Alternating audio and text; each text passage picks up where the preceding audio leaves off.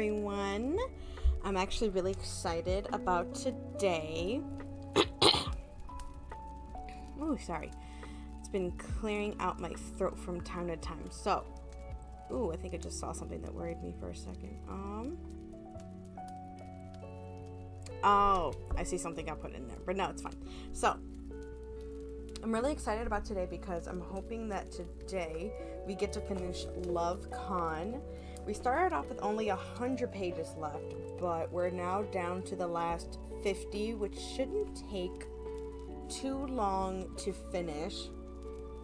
Now, to go over Love Con for anyone that's missed the first bit of it, Love Con is about... I'm going to read the back a little bit. So, Love Con is about Kenya. Kenya and the love interest, Cameron. Kenya is a female character who loves cosplay. As you can tell from the cover of the book here. She loves cosplay, but she does engineering work. Or at least that's where she got her degree. And her family is like, no, don't do cosplay. It's a waste of money, da-da-da-da. But she pursues it anyway. She's part of a cosplay competition, and Cameron has been her right-hand man. Cameron grew up with her because he doesn't come from a good home. He doesn't come from a good home, and he's basically grown up with her family, being supportive of him and his endeavors of basically running a cosplay business that sells, like, materials and stuff. For some reason, they're supportive of that because it sells, like, materials and stuff, and it's a business or whatever. But anyway, she's doing cosplay competitions, doing cosplays, but basically making cosplays and doing things like that. But it's being part of cosplay competitions where money is more risky. But yeah, so she's doing these cosplay competitions, but this one in particular is more difficult because one, the judges don't really like her, or at least they're harder to please, and there's one in particular that's out to get her. Two, this competition, on the last round, she has to do it with a partner, aka a romance partner. And when she says that she has a partner or a right-hand man, they take that as, oh, you are in a romantic relationship. And the person that she called out was Cameron, her best friend. There's a shove if anybody wants to catch that on the Twitch side. But yes, and her and Cameron pretend to be in a relationship, and what she doesn't know is that Cameron actually does have a crush on her. And he tries his best to make this relationship a real one.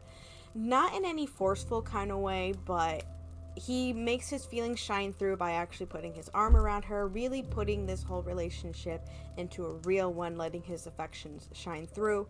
And she's starting to actually get it through. It's actually starting to come through for her because she's actually starting to catch feelings. But now she's found out that, hey, her parents told him to keep an eye out on her and support her. So now she's thinking that he's been acting this way since day one because her parents told him to. So all of this is probably fake.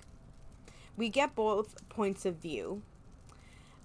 So we know that that's not the case. The feelings are actually real. And now we're seeing through her eyes how this is affecting her. So hopefully we get his point of view of how this is all going to go down. And we're also on the down point where the competition's about to begin. This is the showdown. The final round of the cosplay competition is about to begin. She broke her cosplay, the most important part. So they have to fix that for one. Oh, I didn't catch the shuppet. So they have to fix the cosplay for one. She has to figure out her feelings. And yeah, there's a lot of stuff at stake here right now.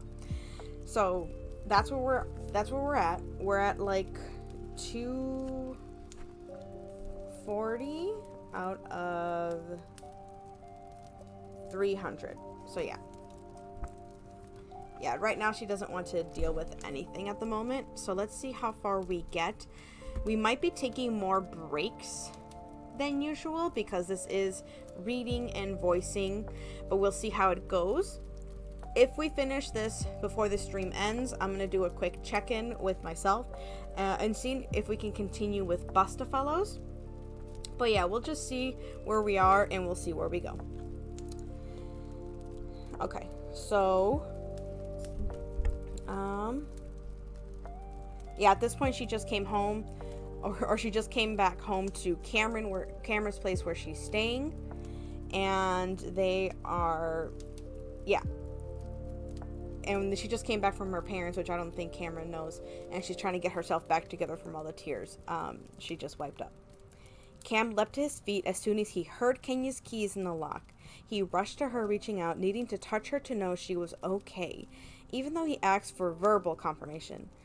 "Are you all right?" "Yeah." She hugged him hard, harder than she ever had, then gently pushed him away. "I just needed to clear my head away from everything for a while." Based on her expression, it didn't seem to have worked. She looked furious and devastated, and heartbroken from far okay. "I got some Chinese for dinner. It'll take just a few minutes to warm it up." "I'm not hungry." She moved past him, heading for the fridge. "What happened after you sent me away?" Her tone, so calm and even, didn't match her expression. Worry and calm through her gut. He chose his words carefully in the hopes of reassuring her. "Jessa tried to convince me to have you and to leave you and get back with her while Jane and her crew filmed every moment from every angle. I would have felt sorry for Jessa if I wasn't so pissed off." "After I told her that there was no chance in hell of us getting back together, I told her to leave.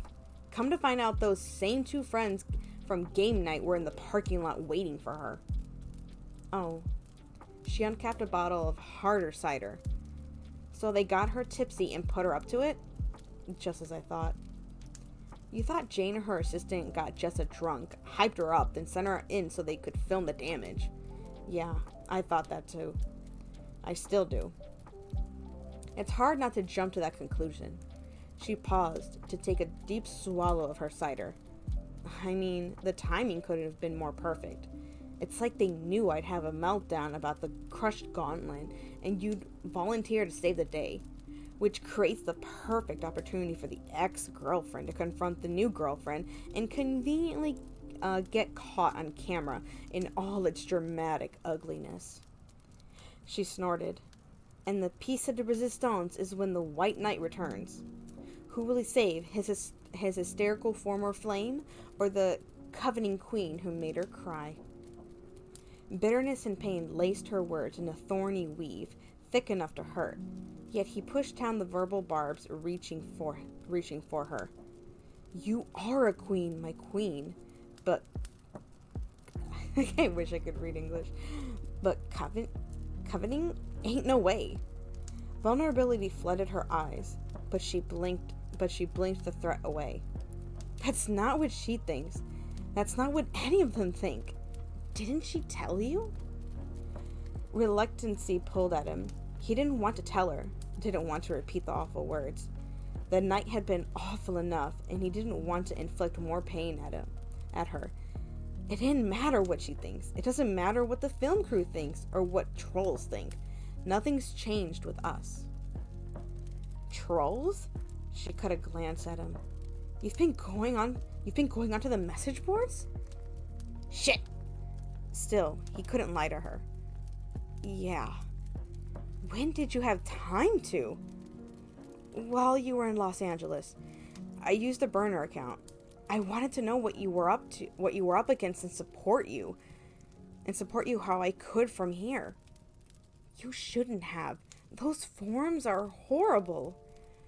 "I know." He swallowed the string of curse words that rose like acid in his throat. There wasn't enough eye bleach in the world to unsee what he had read on those boards. The glee with which people spewed those trash takes and online anonymity was the epitome of vile. It had only hardened his resolve to protect her and love her and help her win.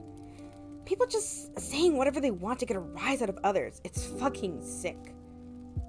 Speaking of sick, I'm gonna take a quick sip. I'm honestly getting like teary-eyed because it is true.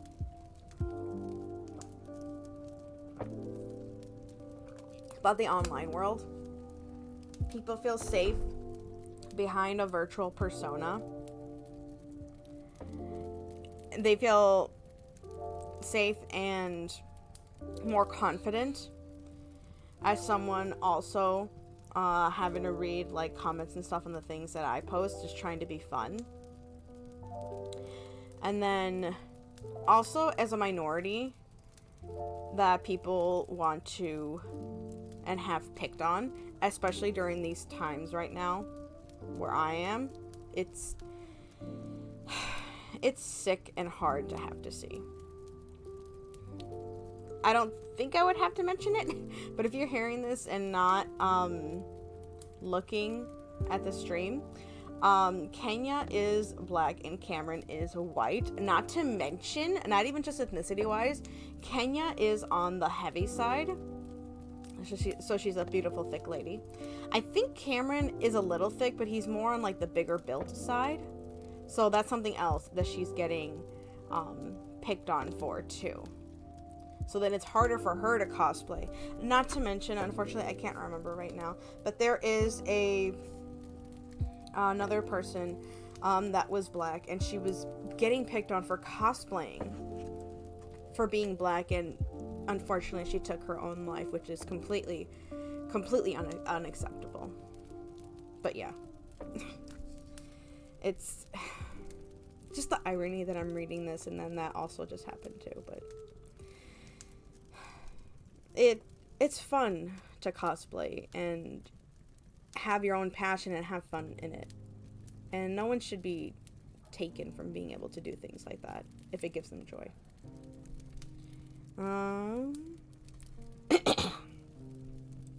Okay, we're getting back to Kenya. There you go, defending my honor again.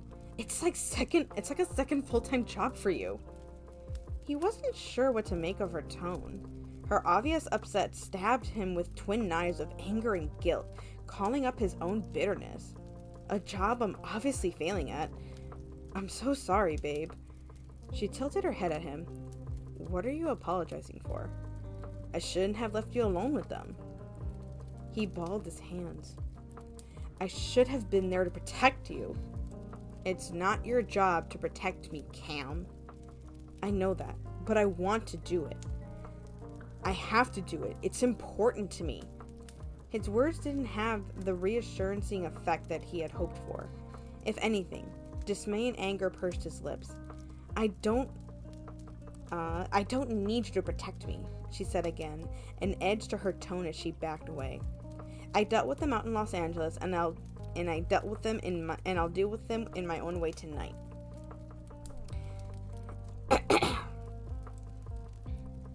Making sure I'm at the right part. Okay. She sighed. If anything, I should be the one to apologize. What the hell for? She gestured with the bottle. This, everything, none of which you signed up for. You shouldn't have had to deal with that. And honestly, neither should Jessa.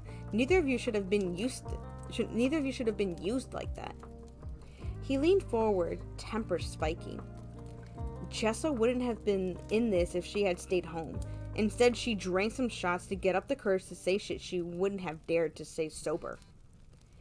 It doesn't make a difference, she muttered, fiddling with the bottle before taking another sip. She said it, and what everyone else is saying or thinking or posting.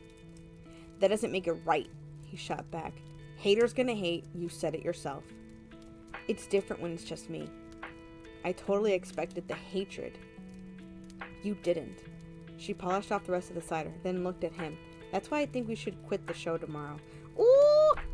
I know she didn't just say that. Ooh. She was contemplating a couple options. Like quitting the show or trying to win it and give up the money or just failing altogether. But I didn't think that she would give up. It's not her personality. She's strong-willed, even during hard times.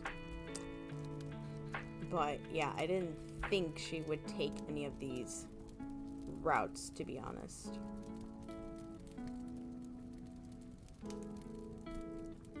Okay. Kenya hadn't intended to blurt the words out so soon into this conversation, but she felt cornered and out of options. She had known that achieving her dreams required hard work and harder nerves. She had known that and had been willing to sacrifice blood, sweat, and tears. Hers, not anyone else's. Still, she hadn't accounted for this emotional burden. Her heart ached for Cam, for her, for them. He hadn't signed up for any of this, but he had been willing to help her any way he could, protect her any way he could. His emails and DMs, and probably been flooded since he had been starting filming in the shop, and based on what she's seen of hers, she could imagine that his were probably awful, and likely along the same lines of what Jessa had shouted during her drunken rant. That shady drama-hunting scheme wouldn't have happened if she hadn't gotten on the show. It wouldn't have happened if she hadn't been so needy for a friend that she had latched onto the new kid who had desperately needed someone to protect after losing his mother. All he agreed to all those years ago was to be her friend, not all the stress she had brought to him by calling his name on live TV. Not all the drama, the verbal attacks, the trolls, his misery, now was because of her. So his anger, the fuck, we're quitting!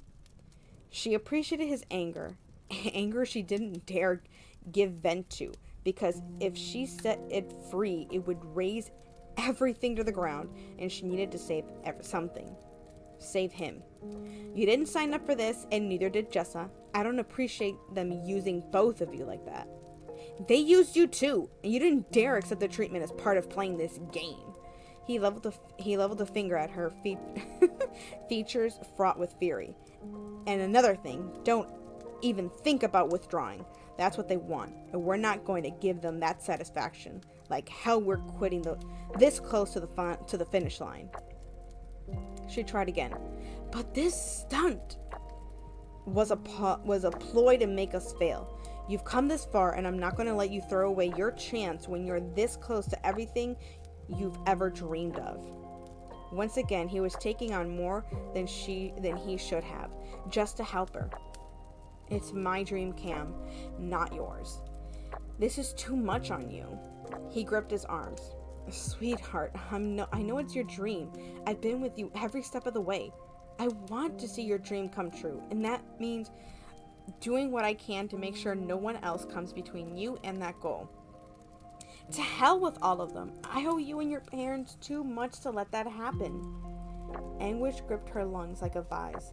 She still had a small hope that he'd help her because he loved her, really loved her, and not because of some sense of duty pressed on him by her parents. I always like Slowpoke. I'm going to try for that one too.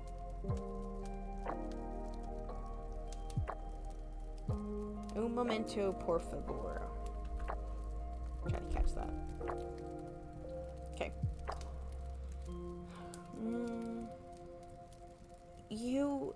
Her voice wheezed out, her lungs and her heart still constricted as if she had run a marathon, and her body failed her just before the finish line.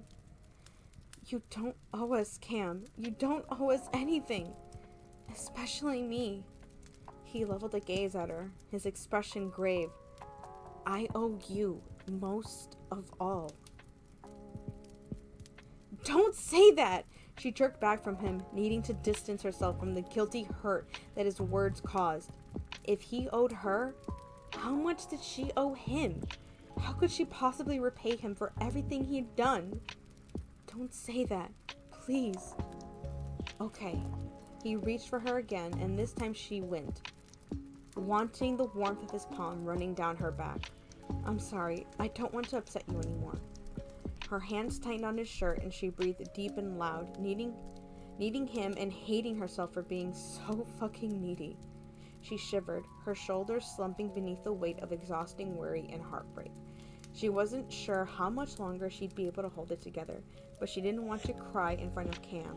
Not now, not ever again. I'm gonna pause for a second. I just want to point out that it's very hard to be so strong all the time. She has to face against people for the viewpoints that they have for her being black. The what's it called? The viewpoints people have of people being black, for like being loud, being aggressive, being things like that. So she has to stand strong. She has to hold herself back from feeling that viewpoint stereotype. She has to hold back from feeling that stereotype people have of her. She has to hold back her emotions so much. And now she has to hold back from herself, from feeling her dreams. And now the person that she trusts most. And she's still having to do it now. I feel so bad.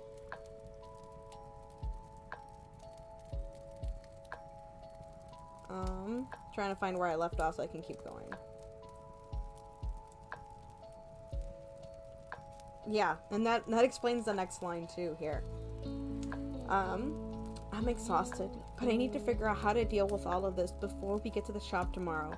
You know they'll be waiting, like the vultures that they are. He kissed her forehead. We can figure something out over dinner. I've got your favorite. I can't do this. He froze. His arms tightened around her. It's okay, he whispered against her cheek. It's been a long day if you've been through a lot. We can sleep on this tonight. We can think things through and come up with a plan in the morning.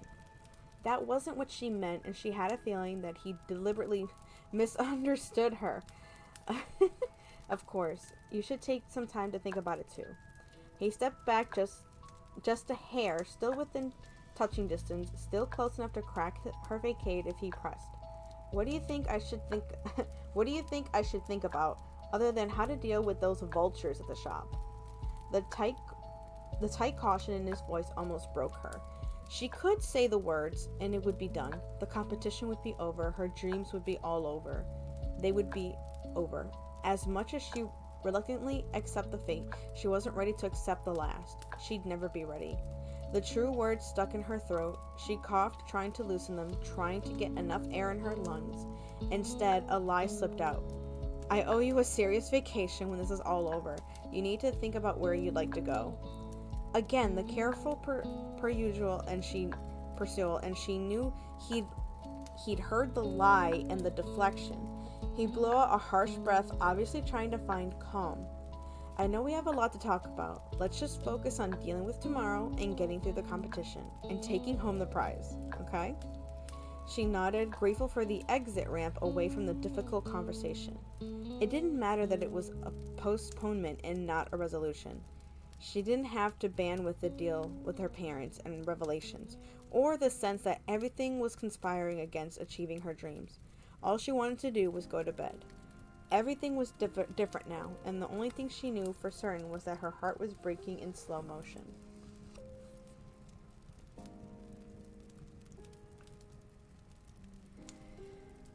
So we're on to the next chapter. So I'm trying to see if I have any wrapping thoughts of this chapter, and I really don't have any. I feel like I already said everything.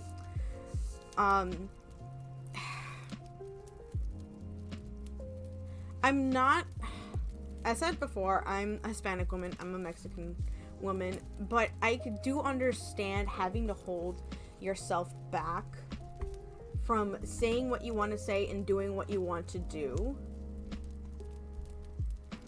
I understand the frustration, I understand that, and only being comfortable around certain people. And then now she can't even do that. She can't even do that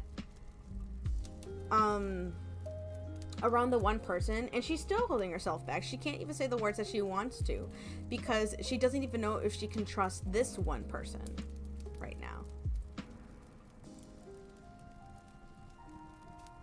So yeah. I'm trying to think if there's like any like future aspects to like consider or anything. I know that it's, well, I want to say I know what's going to happen at the end, but not all, no. If this doesn't, I'll say this. If this doesn't end in them getting together, I'm going to be pissed. There are some novels that end like that, probably. This cover doesn't look like it would be one of those.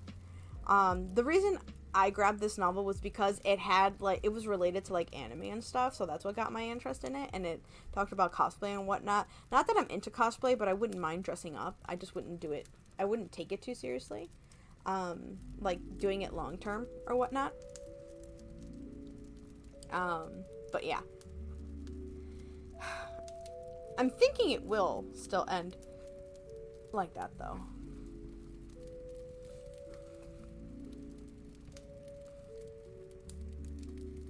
I'm gonna check something really quick. I'm getting a little concerned.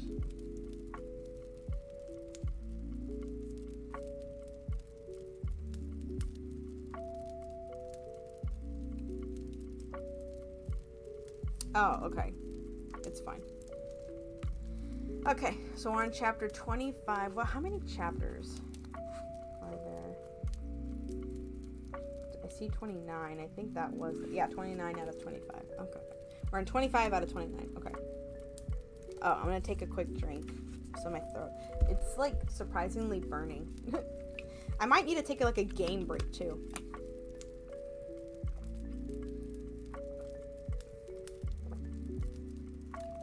Or end the stream shorter. I'm gonna put that out there.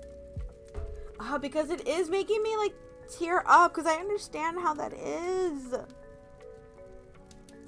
Man, even, like, books and stuff, I have so much empathy. Man. I've even cried writing my own stories. Because I really put myself in the character's shoes. Even if I haven't planned it, I think that's what makes it harder, too. Anyway.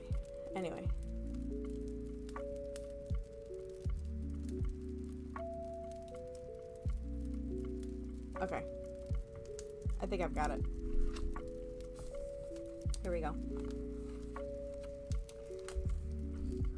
Ooh, I didn't see that notification. Okay.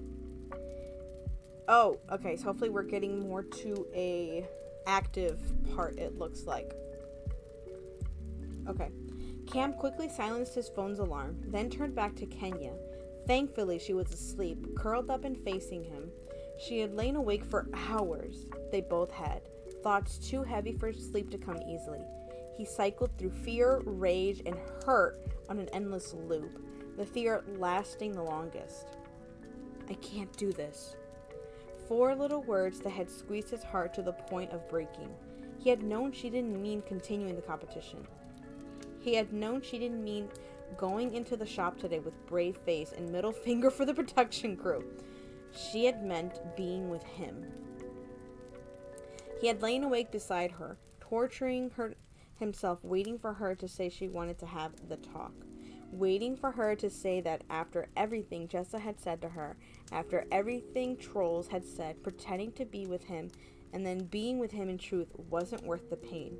It wasn't until she had pressed against him and nestled his hand over her heart that his heart had finally stopped its frenetic pace.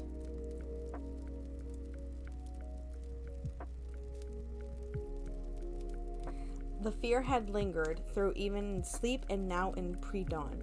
He had to admit, if only to himself, that if she had come to him for friendly advice, that this situation with another guy, he would have told her to cut her losses and run.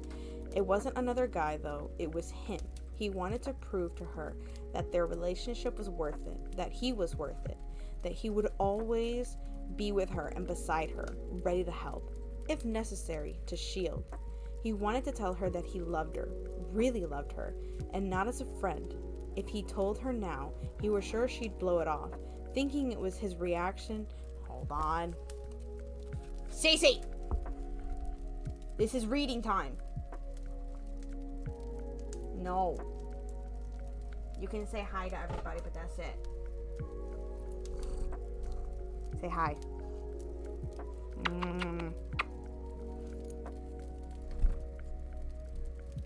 Say hi.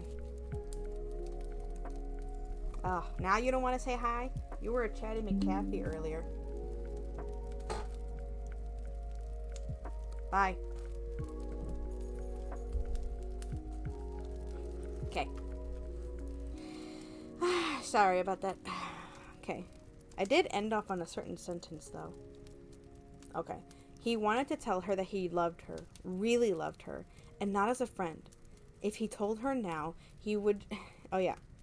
He would sure... I'm going to reread this, though.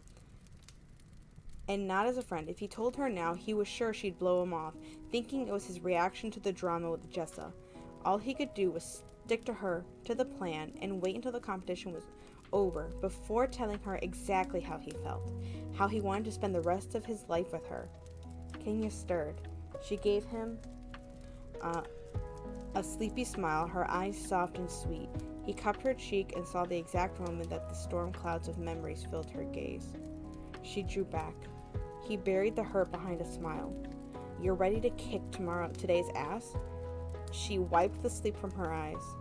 Not yet, but I will after a shower and some coffee. Okay. He kissed her forehead, then sat up. I'll go put on a pot while you get ready. I also want to give Mac and Javier a heads up. God, she scrubbed her hands down her face, then swung her legs over the side of the bed. I guess they do need to know, don't they? I won't give them a play-by-play, but they do need to be prepared, just in case.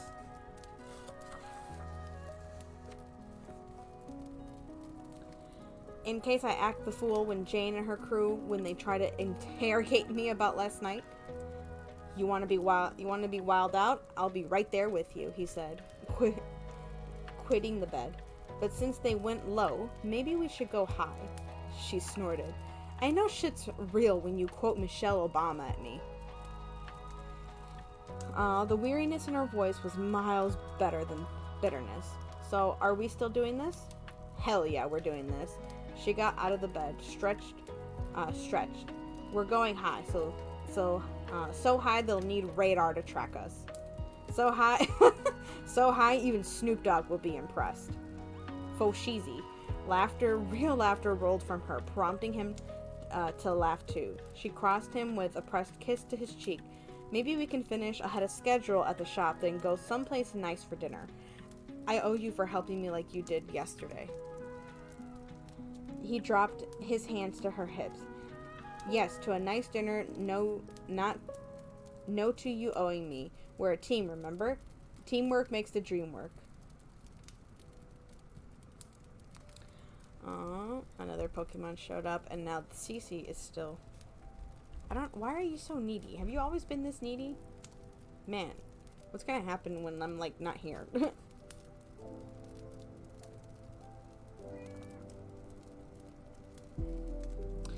Her expression softened. I would love to go on a date with you, Cam. Just the two of us being us.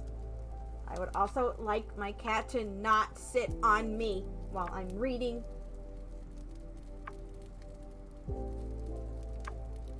Hi. I can't read the book, sir. I know you're just a baby. But you shouldn't be this cuddly.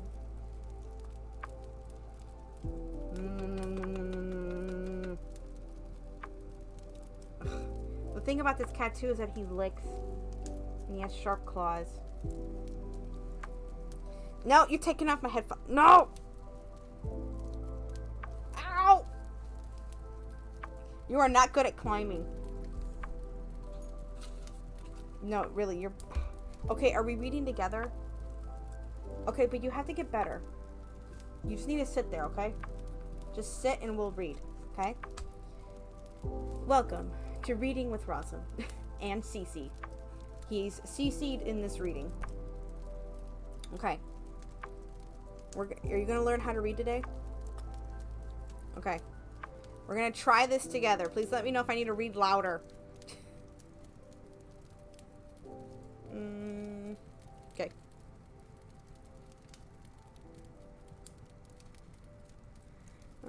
Okay, they talked about going on a date.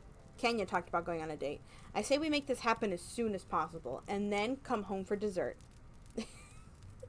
You're cute when you're horny. She patted his cheek, then headed for the bathroom. We've got a plan and business to run. Let's do what we can, then make sure we have even more reason to have that dinner.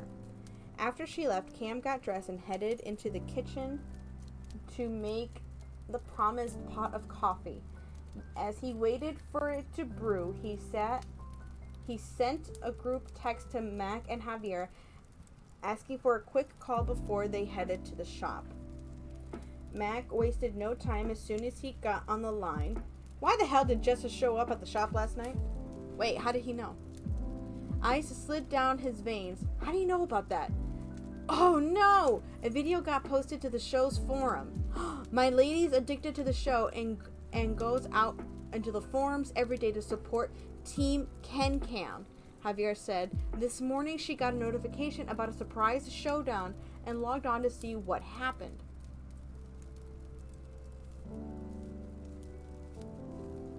My cat's not letting me read. The whole country knows, Mac answered. It's a 30-second video that shows Jessa crying. Jessa crying and Kenya taking off her earrings. Looks like they're teasing the fight for the next episode. Oh no! That's terrible. Fuck, Cam said as his fingernail bit his fingernails, his mind racing. He had to tell Kenya about this development and hope it wouldn't send her spiraling again. There wasn't a fight. Jessa got wasted and went to the shop to confront Kenya while I was out on an emergency supply run. Javier snorted. Mighty convenient for you to ask me.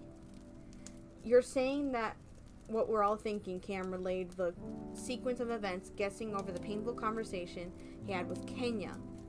How's our girl doing, Mac asked. Better this morning. Last night was hard for her, hard for him too. She decided we're going to take the high road. She's a better person than I am. She's a better person than all of us, Cam pulled Kenya's favorite travel mug, hot pink, with the word queen and crown I hate when the words are separated. Emblazoned on it in gold out of a cabinet. So let's just follow her lead when it comes to the production crew, give them a few sound bites as possible, and help our girl win the damn thing. He disconnected the call, then scrounged in the freezer for some breakfast sandwiches to throw in the microwave. By the time he sliced a couple of oranges and plated everything, Kenya emerged from her bedroom. Give me a minute, Cece, to turn the page.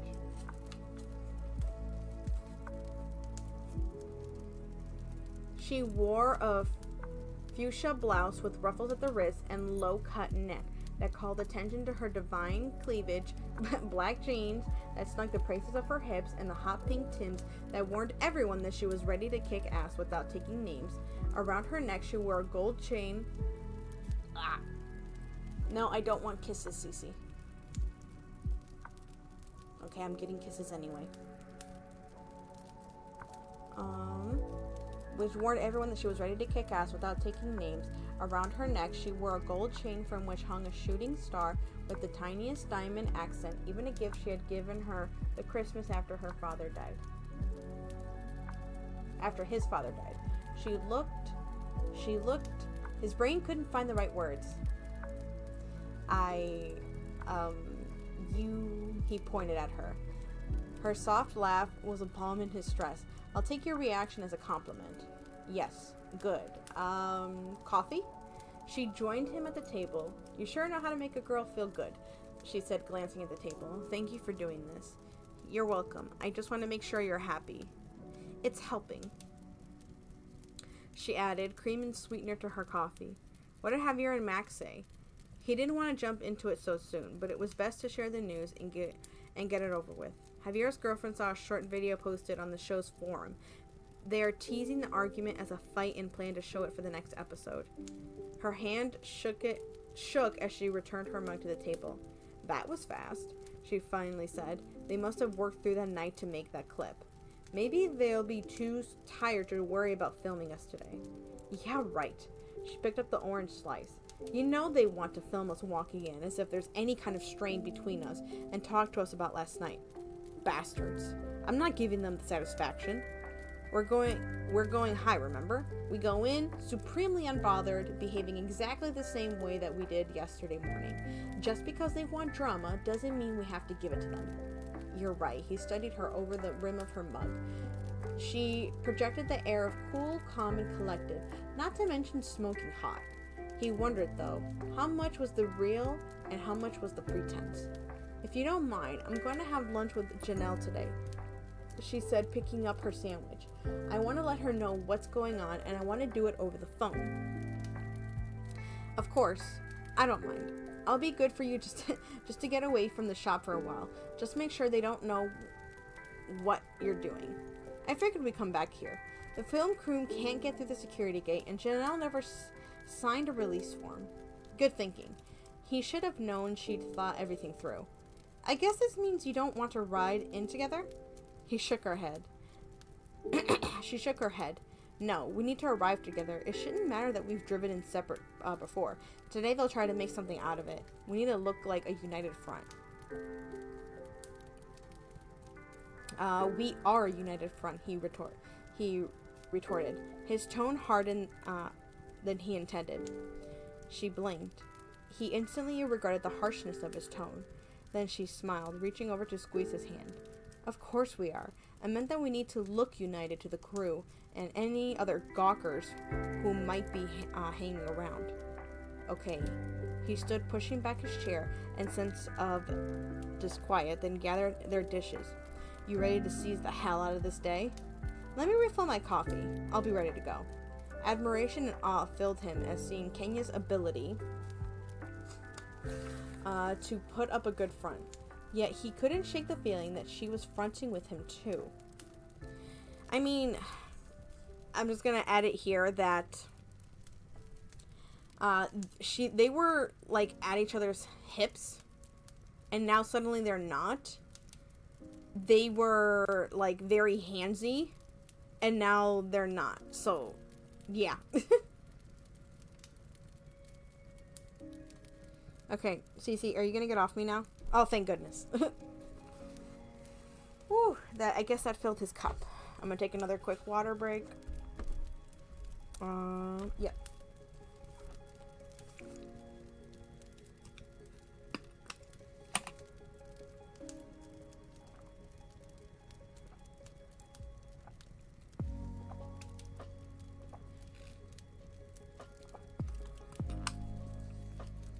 Nope, you're not sitting on the PC.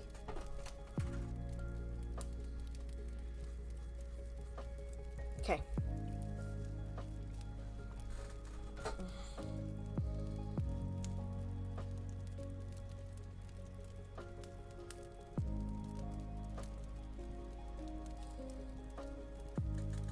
I'm afraid I'm gonna hurt my vocals at this point.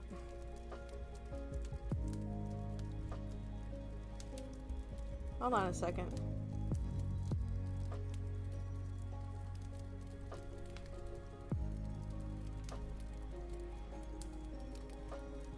Oh, that's what happened. My cat just unplugged my headphones. I was wondering where all the music went.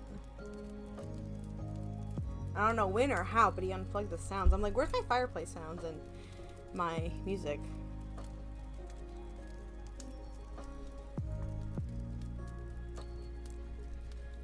I'm gonna take another couple minutes because I need my throat to like feel more calm.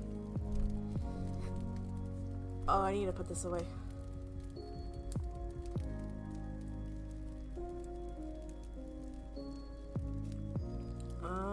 Oh, okay, there it is.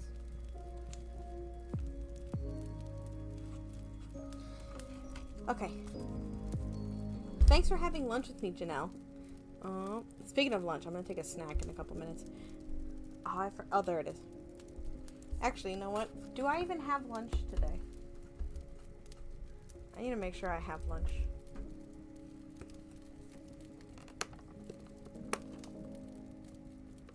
I do have a lunch today.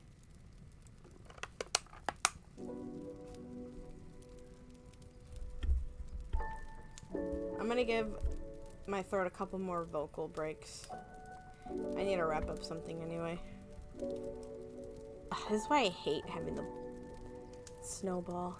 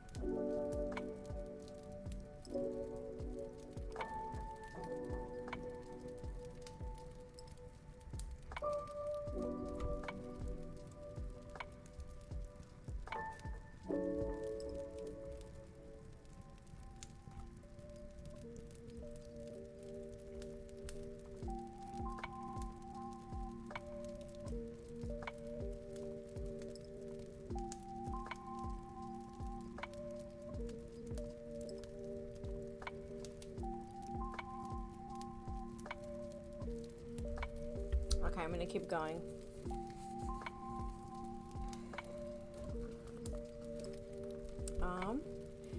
Thanks for having lunch with me, Janelle. With everything you've been through last night and this morning, I would have been pissed if you hadn't called me. Kenya picked out her noodle bowl, gathering her thoughts. As she expected, the production crew had been on them the minute they pulled into the parking lot. She ignored them, instead talking with Cam about consultations and order requests that needed to be slated for their work queue. Javier and Mac had been equal parts angry and protective, but they eventually had to begin work on their projects. Cam had clients to go, leaving Kenya alone on the floor with Jane and the cameras. Kenya had focused on finishing the touches on the helmets. Any question Jane asked, any attempt to delve into the previous night's drama, Kenya had turned into a commentary on the costumes. Eventually, Jane had gotten the point, but that hadn't stopped Kenya's stomach from churning, fearful that Jessa would return to the shop for another round in front of the cameras. Okay, Janelle put down her fork and placed her palms flat on the table. I need you to tell me what happened and whose edges I need to snatch. I'm so glad you're on my side. Okay, here's part 1. Kenya gave her friend a play-by-play of her freak-out, the confrontation with Jessa, and Cam's knight in shining armor appearance. I'm not sure exactly what happened after I left, but I know Cam was still pissed when I got home. I would have been too if my ex had ambushed my current girlfriend, and she's got a lot of nerve accusing you of using Cameron like that. Janelle huffed. You should have called me. I may be a professional who spends most of her time behind a computer, but I would have been more than happy to roll up on Jessa and tell her friends and put the fear of Jesus in them. I wish I had a friend that would be like... Okay. Kenya let out a much-needed laugh. Have I mentioned how glad you're on my side? It doesn't hurt much to be reminded, Janelle winked, and then paused. Hey, if you left the shop before Cam did, why did you get home after him? That's part 2. I was too upset to go directly home, so I went to my parents' house. She drew in a stuttering breath. I told them everything and what happened. Everything Jessa said, and they agreed with her. What? They said I've been leaning on Cam my entire life, and I always depended on him to bail me out of one wild idea from another. Then they told me what they had asked him to watch out for me during high school, like a bodyguard or something, and that's what he's been doing all this time. They said he's been doing it because he felt obligated to our family, that it's not fair to him to keep on doing this to him and not let him live his life without me. Damn. I gotta stop laughing. Damn. Janelle stared at her, eyes and mouth wide. What did Cameron say about all this? I haven't told him. I can't tell him. Why not? You can't keep something like this from him. I have to. At least for a little while. Okay, I'm gonna need you to give me one good reason why. That's part 3. Kenya tried for a smile. But before I get to that, I have to make a confession. Janelle looked at her tea. It's too damn bad it's too early for alcohol. Okay, spill. When I announced that Cam was my significant other on the show, it was a surprise to everyone, including Cam. Janelle's mouth dropped open again. Wait, y'all are just pretending to be a couple? Yeah, I panicked when I blurted out his name on the show because I really needed to win. When I came home, I promised that I'd split the prize money with him if he'd help me by pretending to be my boyfriend, and he agreed with no problem. He was actually already into it because he met me at the airport with balloons and flowers. That lasted all for a week before things got real. Really real. Really, really good. Yesterday it finally hit me. I went from loving Cam to being in love with Cam. Then everything went to hell. But y'all are good now, right? Janelle demanded. You told him how you feel. You did the same, and you two are going to be even more cute now, right? I didn't tell him. She looked down at her tangled fingers. I can't tell him. Why the fuck not? Because when I told my parents that I love Cam and he loves me, they said it wasn't love. God, it still hurt to recall those words. It wouldn't ever not hurt. They said it, we might not think it is, but it's just him needing to be needed and me taking advantage of it. Oh, Kenya, that can't be true. How could you believe that? She reached for a napkin to dab at her eyes. Last night, when I offered to quit the show, he refused to let me. He said that he owes me too much to have me give up on my dream. He apologized for not being there to protect me when Chessa ambushed me. He was angry with himself for failing to be there for me. That hurt so much. I knew there was no way I could tell him how I felt. Taking measured breaths, she waved her hands in front of her face to dry the tears that threatened to become a torrent. My parents are right. Our whole relationship is one big codependent clusterfuck. If I win, I can at least try to even things out by giving him the prize money and whatever business might come out of it. But if I lose, nothing. I bet Cameron doesn't care about the prize money. Y'all will have time to work things out without the cameras and pressure of the show on you. No, we won't. Why not? And I'm gonna need a better reason than you thinking you're using him. I might need a deal with my parents before I made a deal with my parents before I went to LA. If I lose, I have to quit cosplaying and get a job using my degree. I also have to leave Cam to give him the chance to live his life and run his business without him worrying about having to take care of me. Janelle shot from her chair, then rounded the table to pull Kenya into a bear hug. Oh, Kenya, I'm so sorry. She leaned into Janelle's embrace, shaking and grateful to have the story out. The burden shared. I've been doing the whole unbothered thing all morning, and I hate that I have to do it with Cam. Then don't. Janelle grabbed her by the shoulder. Do you even see the way he looks at you? Cam loves you. He has for a long time. You need to tell him everything that's going on, especially that bullshit with your parents. I know Cam loves me, she replied, dabbing at her nose. We both love each other, but I don't know if he's in love with me or still just feeling as if he needs to look after me.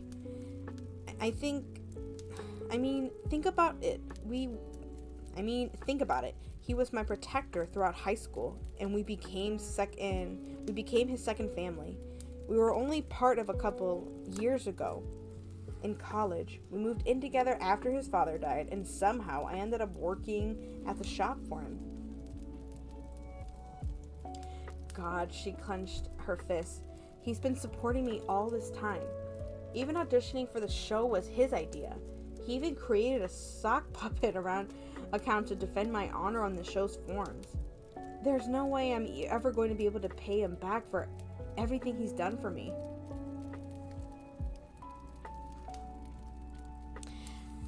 Hi, Jackie. Yeah, I think it's just us right now.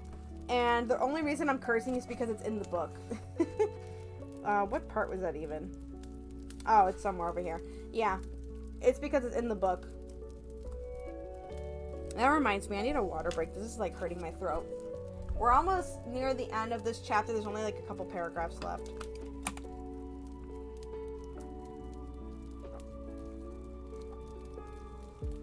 With the way this is going, I might need to stop reading soon. Oh, where'd the thing go? Oh, there it is. There we go. Okay. I'm gonna finish up this chapter.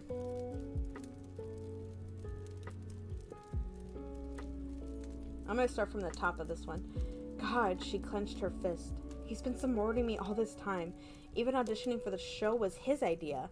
He even created a sock puppet account to defend my honor on the show's forums. there's no way I'm ever going to be able to pay him back for everything he's done for me. Has he asked you? You know he wouldn't. But what if I'm nothing more than an obligation to him? He's been my friend because my parents asked him to look out for me, and he feels it's his duty because we gave him an escape from his dad. What if the only way I can repay him is to leave so he doesn't have to worry about me anymore? I think you're wrong, Janelle insisted. I hope you're wrong. And if by some wild twist of fate you're right, I still think you need to talk to him about this. I will, after the competition. She pressed her fingertips between her eyes. There's a couple of days before we fly to Los Angeles for the finale. If I win, giving him all the prize money will help the shop a lot and can be a down payment on what I owe. If I lose, I'll dust off my resume, maybe do some contract work until I land a full-time job. Either way, I'm going to have to move out. There's no way we can go back to just being friends after all this. She stood. I need to go fix my makeup and my game face. All I have to do is fake that everything's alright for a few more days. One way or another, this will be all over soon, so I'm going to enjoy what I can with Cam while I can.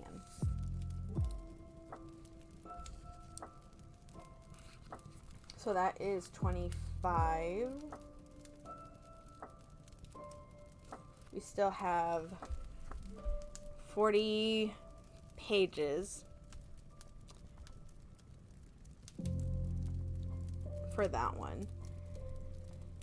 I don't think I have much to say for that one. Except, I still think she should talk to him about it. Like, I don't know, confront the problem at the same time. That's a lot more said than done. Because, I don't know. I understand. It's scary to confront someone.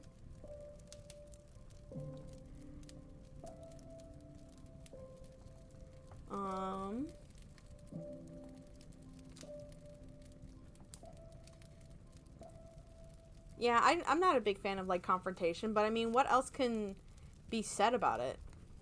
Like, nah, I'm not doing it, or the typical thing of, like, it was at first, but then it wasn't anymore after that. And he does say that. He's like, no, I owe you everything. But he could also be like, I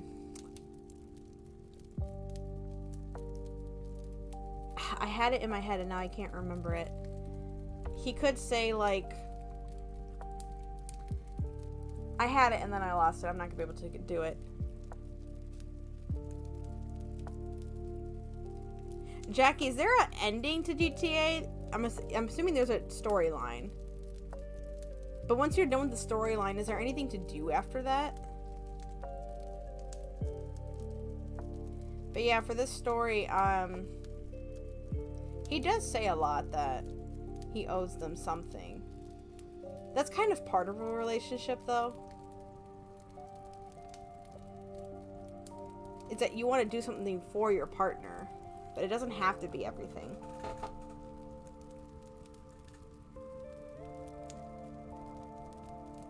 Thank you, Jackie. I'm glad you're enjoying it. Personally, I like the fireplace sounds. Makes it more cozy. Normally, I do the rain sounds, but I'm kind of more into the fire right now.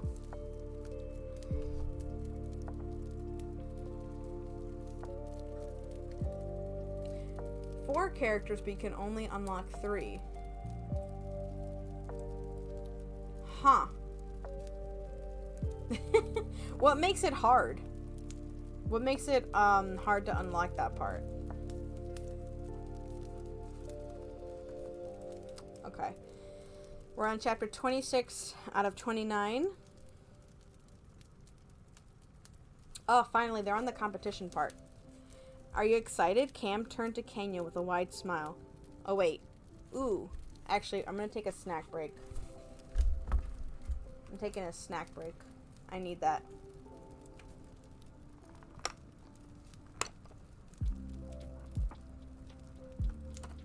Hey, Black, how are you? We're actually reading a story today. You actually came in on the snack break portion. My voice needs a break after reading this story. We're reading a romance novel called Love Con. Hey, cat, get off the PC. Yeah, we're reading a romance novel called Love Con. We're almost done with it, but otherwise the background that I have right now is called Lofi City. It's just something that you can use in the background to time what you're doing, so you can have the character read a book, unlock creatures, little spirits, like the little cat you see here, and like move around. Set tasks, have a timer, make notes. So it's a little companion that you can have too. So we're technically reading, but using this background game-ish to help set the mood.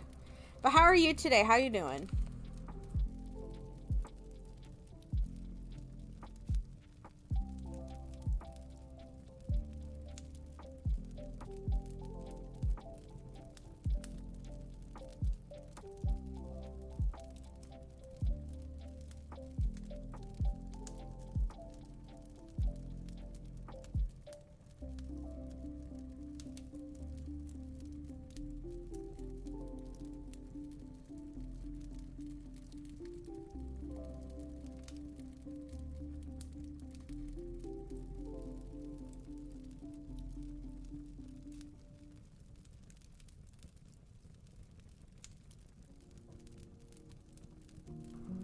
Nine. It's like 10 a.m. here.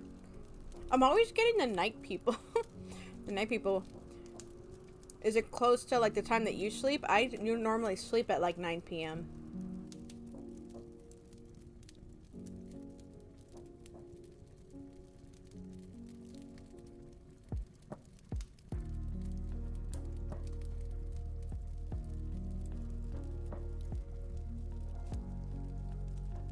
It's a Steam game. Alofi City is a Steam game.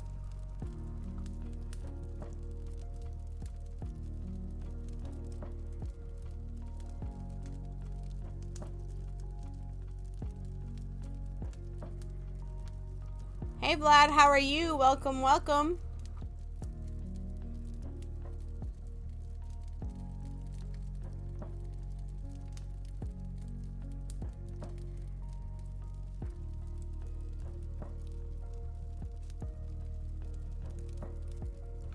Hi Riku, how are you? Welcome.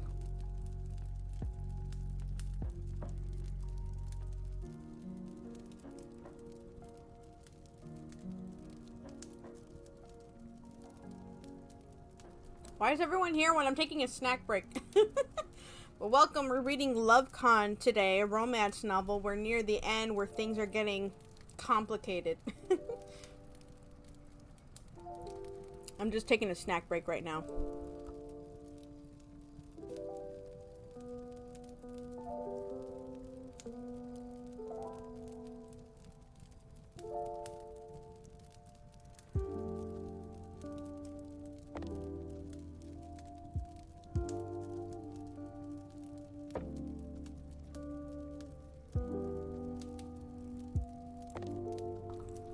Yeah, it's kind of a long story. Jackie, movies.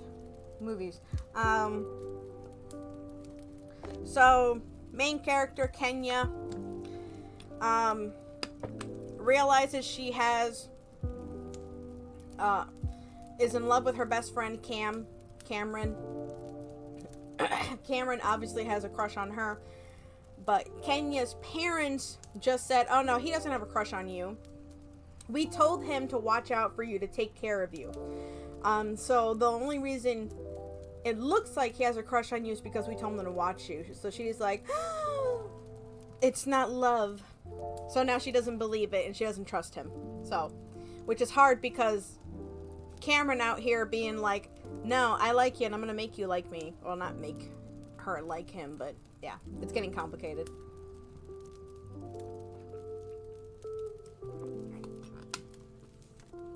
So just to recap a little bit overall, from what you can tell from the cover, Kenya is part of a cosplay competition, but in the final round, she needs to have a partner, a boyfriend. She doesn't have one. So she says her best friend Cameron is her boyfriend. Cameron's like, bet. So he pretends to be her boyfriend, even though he actually does have feelings for her. So he does his best to be the fake boyfriend. His feelings start coming through. Kenya starts realizing she has feelings, but her parents are ruining that, saying, oh no, he doesn't have a crush on you. We told him to take care of you, to keep an eye out for you. So now she doesn't believe his feelings, and they're in the final round of the competition. So yeah, that's where we're at. They should be at the final round right now, actually. We just left off. We're at chapter 26 out of 29. So we'll see how this goes. I'm gonna make sure my...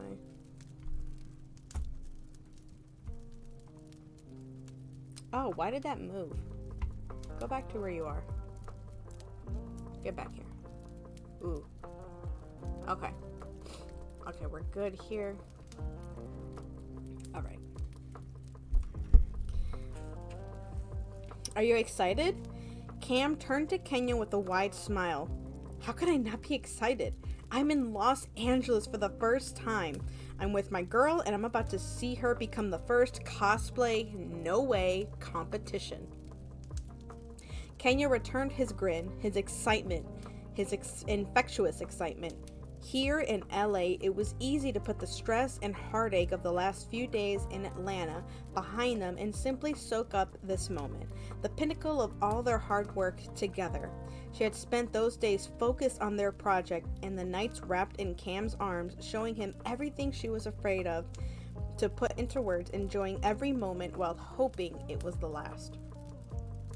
She pressed her arm against his, since she couldn't thread her fingers in his. They were in their costumes waiting for one of the production assistants to wave them on stage to present their cosplays to the judges and the live audience. From your mouth to God's ears, I'm pressing everything and praying for the win. But we haven't seen Ben and his husband in their cosplays yet. Hope and dread were the twin echoes of her heartbeat. Hope flourished, fed by her love for Cam. Hope that they'd win, that she'd get to relaunch her business, that they'd get the money to infuse into Cam's business and allow her to repay a small portion of everything he'd done for her over the years. Dread that they'd lose, and it would cost her a career, a friend, and love. She couldn't focus on that. Not now. Now that they had to wow the audience and the judges one final time. Everything, literally everything, depended on that. The lights dimmed as the show's intro music blared. Mark, the host, stepped onto the stage to the applause. Welcome back to the finale of Cosplay No Way, the show that had cosplayers across the country compete against each other to craft amazing costumes. It's been a wild ride, and we're finally down to our last two contestants. What is that? Ben and Kenya. The winner will receive $100,000 and the chance to work in costume for a major blockbuster production. Applause and cheers thundered through the theater, the energy of it reaching the backstage. Our two finalists have been at home for the last few weeks working on not one, but two costumes with their partners, and they're back to show us what they've done. First up, we have Kenya and her partner, Cameron.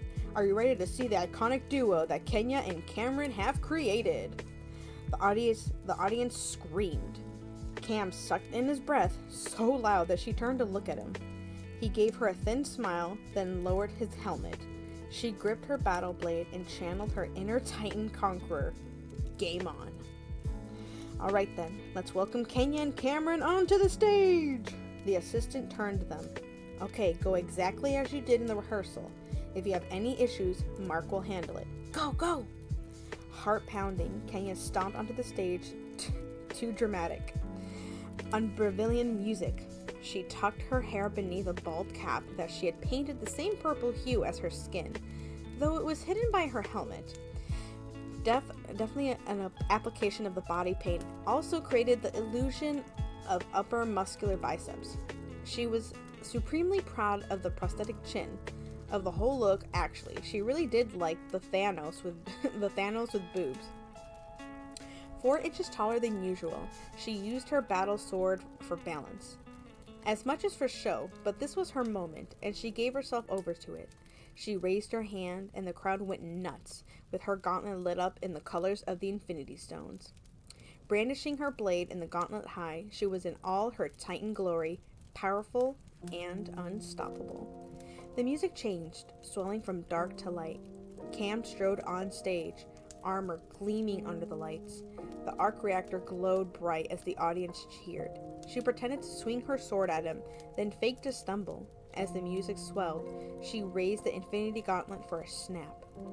Silence. Then Cam raised his fist, and the nano gauntlet gleamed with the colored lights of the stones.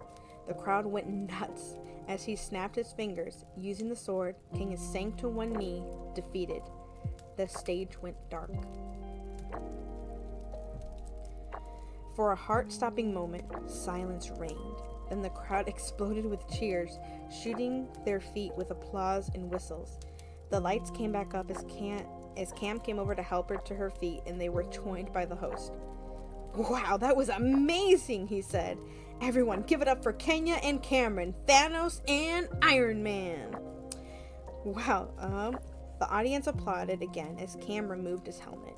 His smile was everything she'd hoped it would be, boyish and excited and ecstatic. She grinned back at him, then hugged him as tightly as she could, careful not to damage their costumes. A stagehand handed Mark a microphone as several cameras captured their costumes from every angle. "How are you guys feeling right now?" "Thrilled," Kenya said, certain that the audience could hear the bass drum of her heartbeat. "The reaction you guys gave us is everything we could have hoped for. Thank you." The audience cheered as Mark turned to Cam. "And what about you, Cameron? How does it feel to be on the cosplay or no way stage?" "Awesome," Cam replied, his grin still in place. "Being here with my girl is the best thing ever, and she makes Thanos look good." "That she does," Mark agreed to laughter and cheers. "Well, let's take a quick look at how you created those 2 larger-than-life characters." They turned to the massive screen as the lights dimmed. A video played showing a montage of their work, from cutting and molding foam to painting and buffing armor, to Cam working on the armor lights, while Kenya performed detail work, to Cam helping her with her purple body paint, and finally, them standing on the shop in their completed costumes. Mark turned to them as the lights brightened. "Looks like you guys put a lot of work into your projects. Now, let's get close-ups of your cosplays, then it's time to see what the judges think." As rehearsed, they stood roughly 3 feet apart so that the camera could move around, and between them, the minute details of their costumes displayed on the jumbo screen. When the camera pulled back, Cam reached for her hand as they turned to face the judges at their raised table. As always, Leon basked in the I hate when they separate words. Inscrutableness. Rebecca stewed in displeasure, and Caroline vibrated with excitement. It felt like being in front of a tribunal composed of the lion, the witch, and the manic pixie. I'm gonna pause for a moment. Jackie, I'm reading it's called the Love Con, and what they're doing is they're making cosplays of characters. They're cosplaying Marvel characters, so that's why it's talking about Iron Man and Thanos. Okay, so I'm going to continue. I'm gonna keep reading. Caroline spoke first. "That was amazing! The detail work on both your costumes blew me away. And a female Titan? I think you've just inspired thousands of women and girls everywhere. 5 stars!" "Thank you," Kenya and Cam said in unison, then smiled at each other. "I really like your take on Thanos," Leon said. "You managed to make it menacing, yet sexy at the same time. No offense." "None taken," Kenya answered. "That was the intent, after all. Also, building 2 sets of armor from scratch in the same time frame? We gave you the very, very Also, building 2 sets of armor from scratch in the time frame we gave you was very ambitious, he continued. Some would say overly ambitious. Everyone avoided looking at Rebecca, but Kenya had heard those words and more during the judge's site visit. Getting the light effects just right on Iron Man could be a daunting task, but to also illuminate the Infinity Stones was a very risky gamble, and it paid off beautifully. Well done. More audience applauded. This was going just as well as she had hoped. That was what they had worked their asses off, and it had finally come to fruition. America could also see their efforts, their talents, and hopefully that would run into level ups for both their careers. The thought made her giddy. Cam bumped her shoulder, his grin as bright as the overhead lights. She pulled off the Infinity Gauntlet to clasp his hand, needing the contact. Of course they saved Rebecca for last. Kenya ignored the acid rising in her stomach and instead focused on the feel of Cam's hand in hers. It was much easier to stand there with him beside her. The audience felt silent as they waited for her to speak. A gender-bent Thanos, she began. Kudos for throwing yourself wholeheartedly into the role. It looks like you bulked up some 2 really highlights in the size difference between your character and Cameron's. Kenya drew a breath as the crowd tittered in unease. No one was sure how to take that remark, least of all her. Kenya did a great job blending the makeup and the prosthetics on her arms and legs to look natural, Cam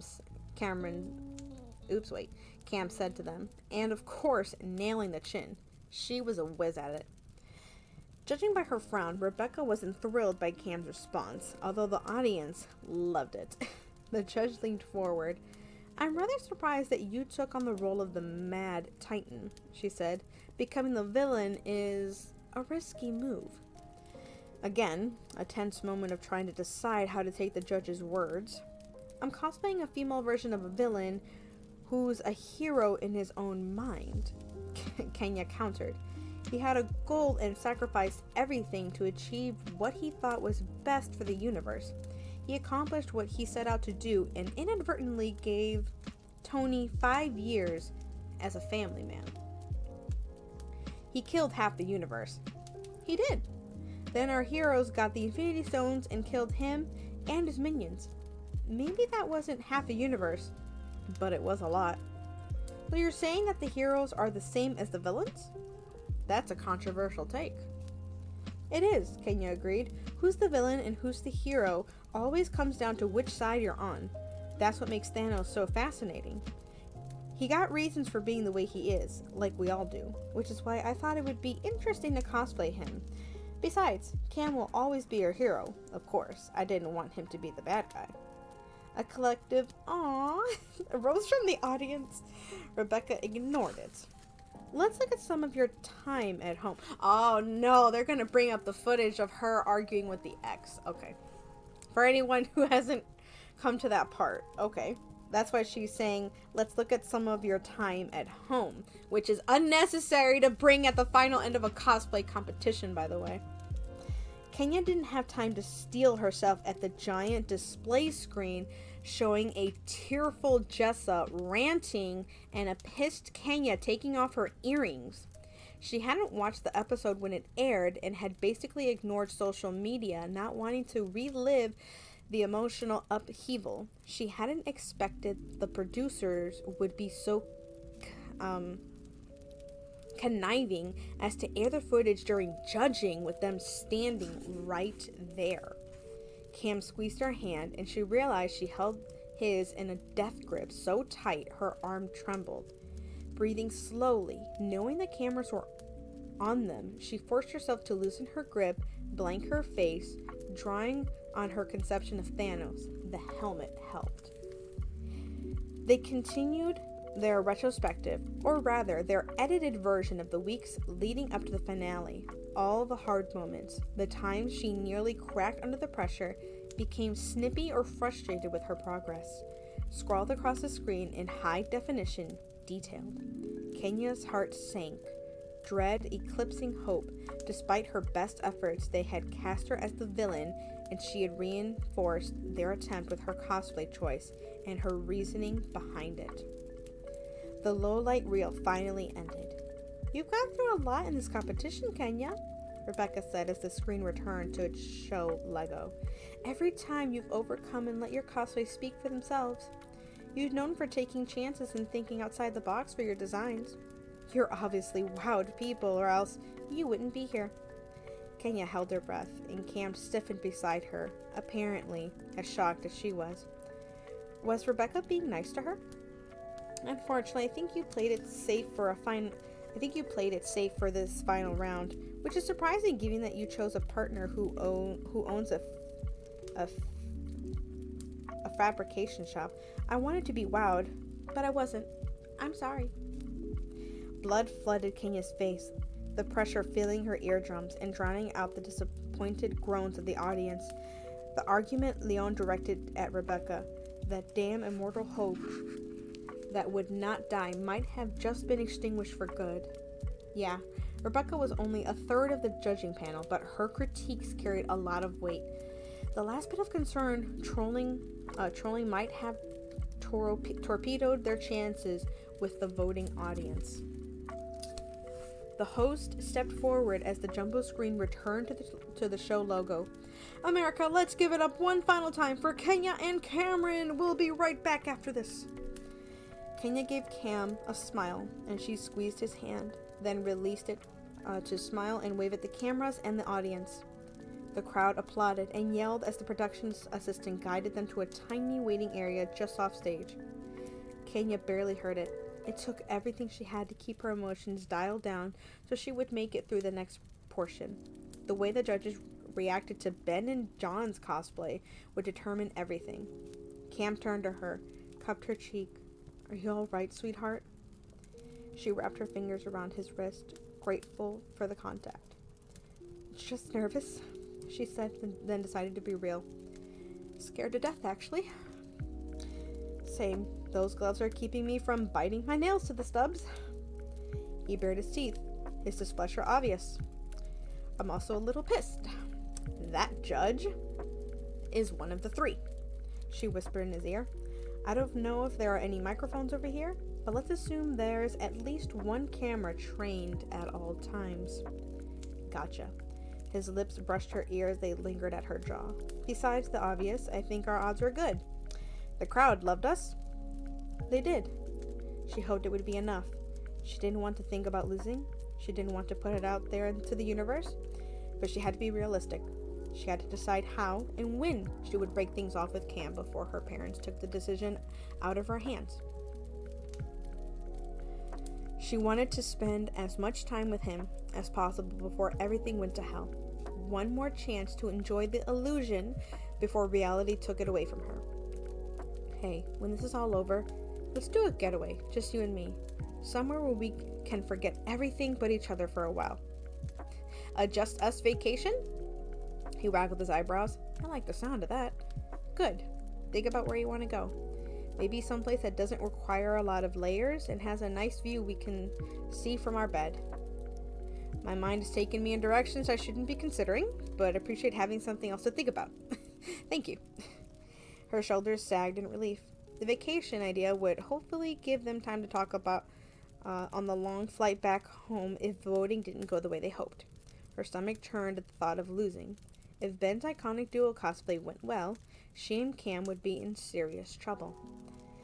Welcome back to Cosplay or No Way Grand Finale! You've seen the finalist Kenya with her partner Cameron doing a fantastic cosplay of the iconic duo of Iron Man and Thanos. Now, we're ready to see what our second finalist has in front of us. Let's welcome Ben and his partner John to the stage! A dramatic drumbeat rolled across the stage. Kenya watched as Ben glided out in the black garb of a certain blonde dragon queen, complete with an intrinsically styled wig. He nailed the look perfectly. But where was his husband, and what character was he cosplaying? Ben turned to the backstage area, then stretched out a hand. Dramatic music swelled as glowing eyes filled the dark area. Music slowly began to rise, and a black dragon stepped out onto the stage. John manipulated the dragon's frame like a puppet master, walking the dragon up behind Ben before unfurling its wings. The audience went nuts. "Son of a bitch," Cam whispered, his voice thick with the same shock that flooded Kenya.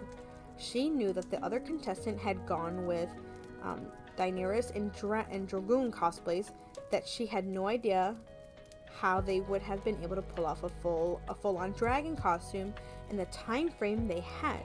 Even in Cam's shop, wait, what? The head alone would have taken months of work to perfect. The judges obviously wondered the same thing because that was the first reaction they asked. "That's a really impressive dragon," Leon said. "Tell us how you were able to pull that off." "We knew the dragon was going to be the hardest part of the cosplay, so we decided to put the bulk of our time into it," Ben explained. "John does set and costume designs for theater productions, so we leaned on his skills to source most of the components. Our focus went into molding the head and making sure that was accurate. When modified, assembled, and finished the detail work ourselves." Uh-oh. I think I know where this is going, but I'm gonna uh-oh. There are certain restrictions for this competition, and I think they just messed up. I gotta find my... Okay. I'm gonna keep going. "Source, not made from scratch," Kenya grunted. It wasn't necessarily against the written rules, but in her opinion, it went against the spirit of the competition. With the wings folded in place, it was difficult to see the dragon body, but what Kenya could see let her know that it wasn't in proportion to the head. In her opinion, it was more a dragon for theater production instead of cosplay competition. It should have cost Ben some points. Apparently, the judges didn't see it that way. "The detail work on the dragon's face is amazing," Caroline said, trotting out to her favorite word yet again. "And I love your Daenerys portrayal. Your hair is popping." It was. Ben had invested a great unit and nailed the intricate hairstyle perfectly. Based on the audience applause, they agreed wholeheartedly. Kenya curled her fingers, the tips digging into the thick fabric covering her thighs. Beside her, Cam raised his right hand to chew on a nail, realized he still wore his gloves, and lowered his hand. She reached over to lace her fingers with his. This time, he didn't smile. Neither did she. Not with Rebecca coming over.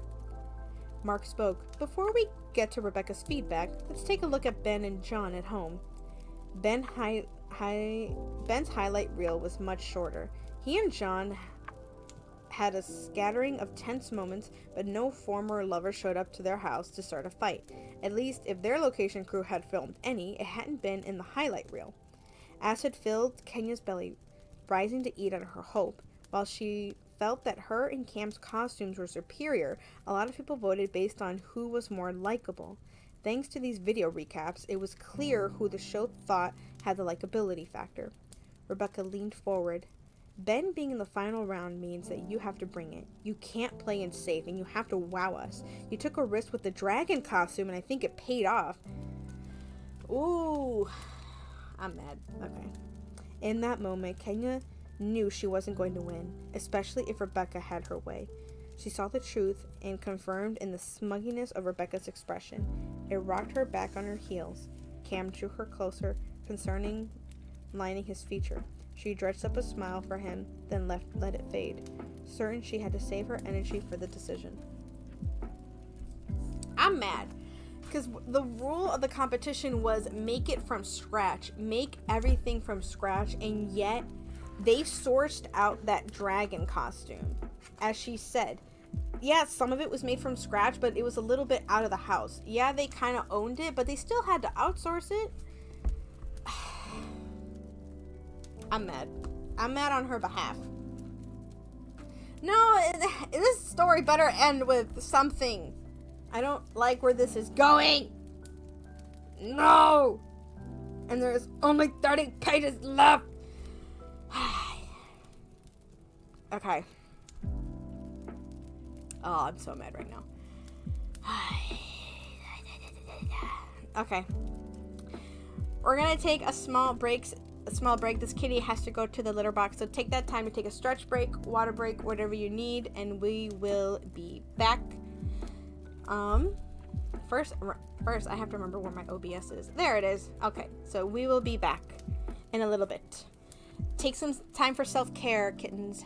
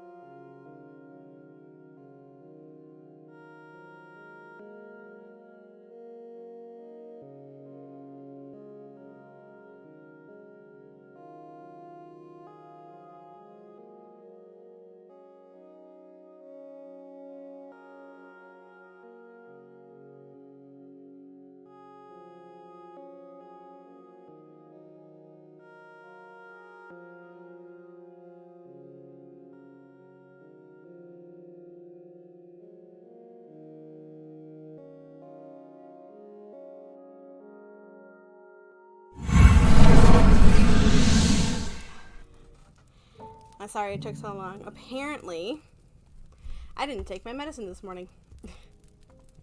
I did not take my medicine this morning.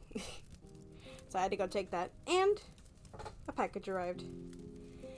So I had to go take that too. And I'm in a foot brace again. Ugh. I don't see the doctor until next week, so. Wait, is it next week? I didn't put that on my board. Anyway. Yeah, so I have to go do all that. Anyway, it was a nice voice break. So. I want to take my foot out of the brace. It's getting like really hot. Anyway. I hope that they somehow win the competition, because it'd still be an audience vote, but that should have... I don't know. Anyway.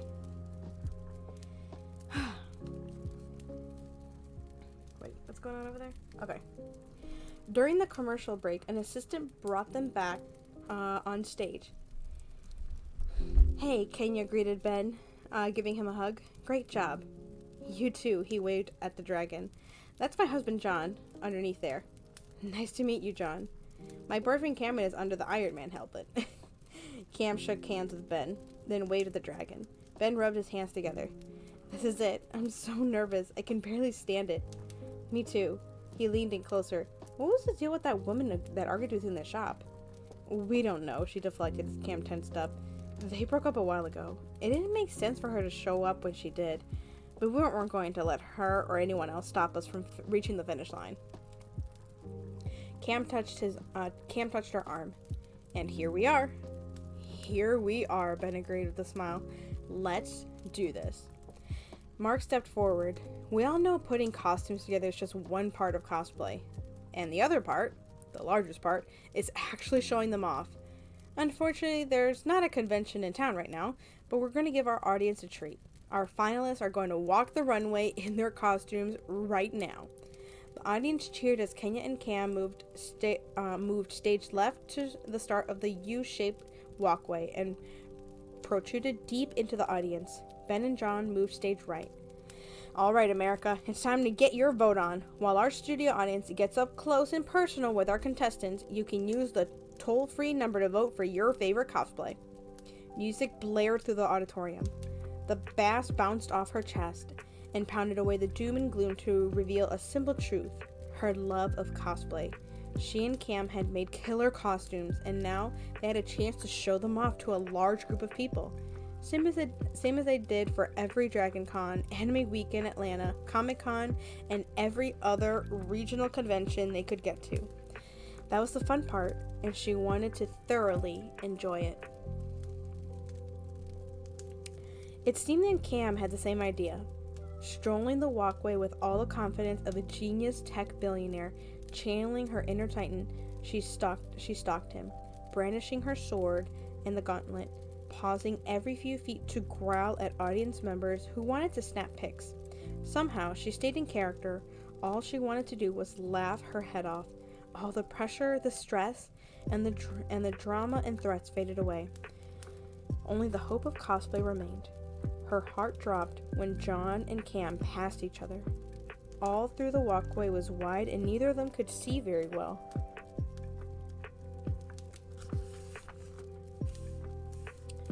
Hold on.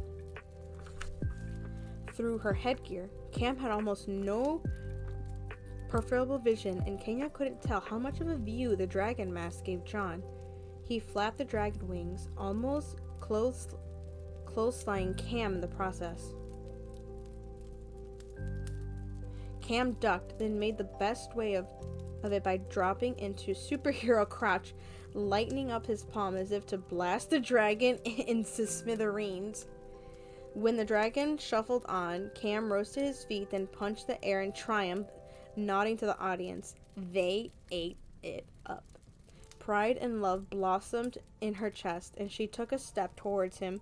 Before remembering she wasn't cosplaying Pepper Potts, she settled for brandishing her double-edged sword and scowling in the dragon's general direction.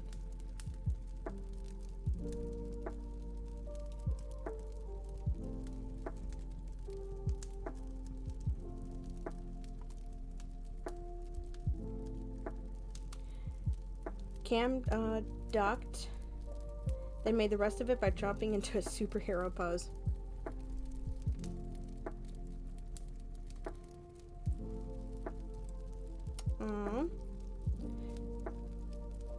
The show went on to a commercial break as Kenya and the others finished the Walk of Fame, returning to center stage. All at once, the tension crashed back into her as she stood in place with Ben and his spouse on the other side of her and Cam on the other side. Blood pounded in her ears, muffling sound. Anxiety squeezed her lungs, constricting air. Cam took her hand and she could breathe again. Drawing on the attributes of her character, she pushed her emotions down deep, blanking her expression to one she hoped excluded pleasant indifference. What are you doing?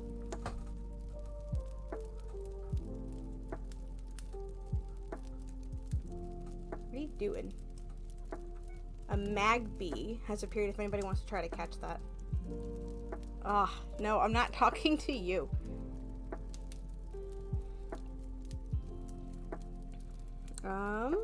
My cats are trying to talk to me right now. Okay. So,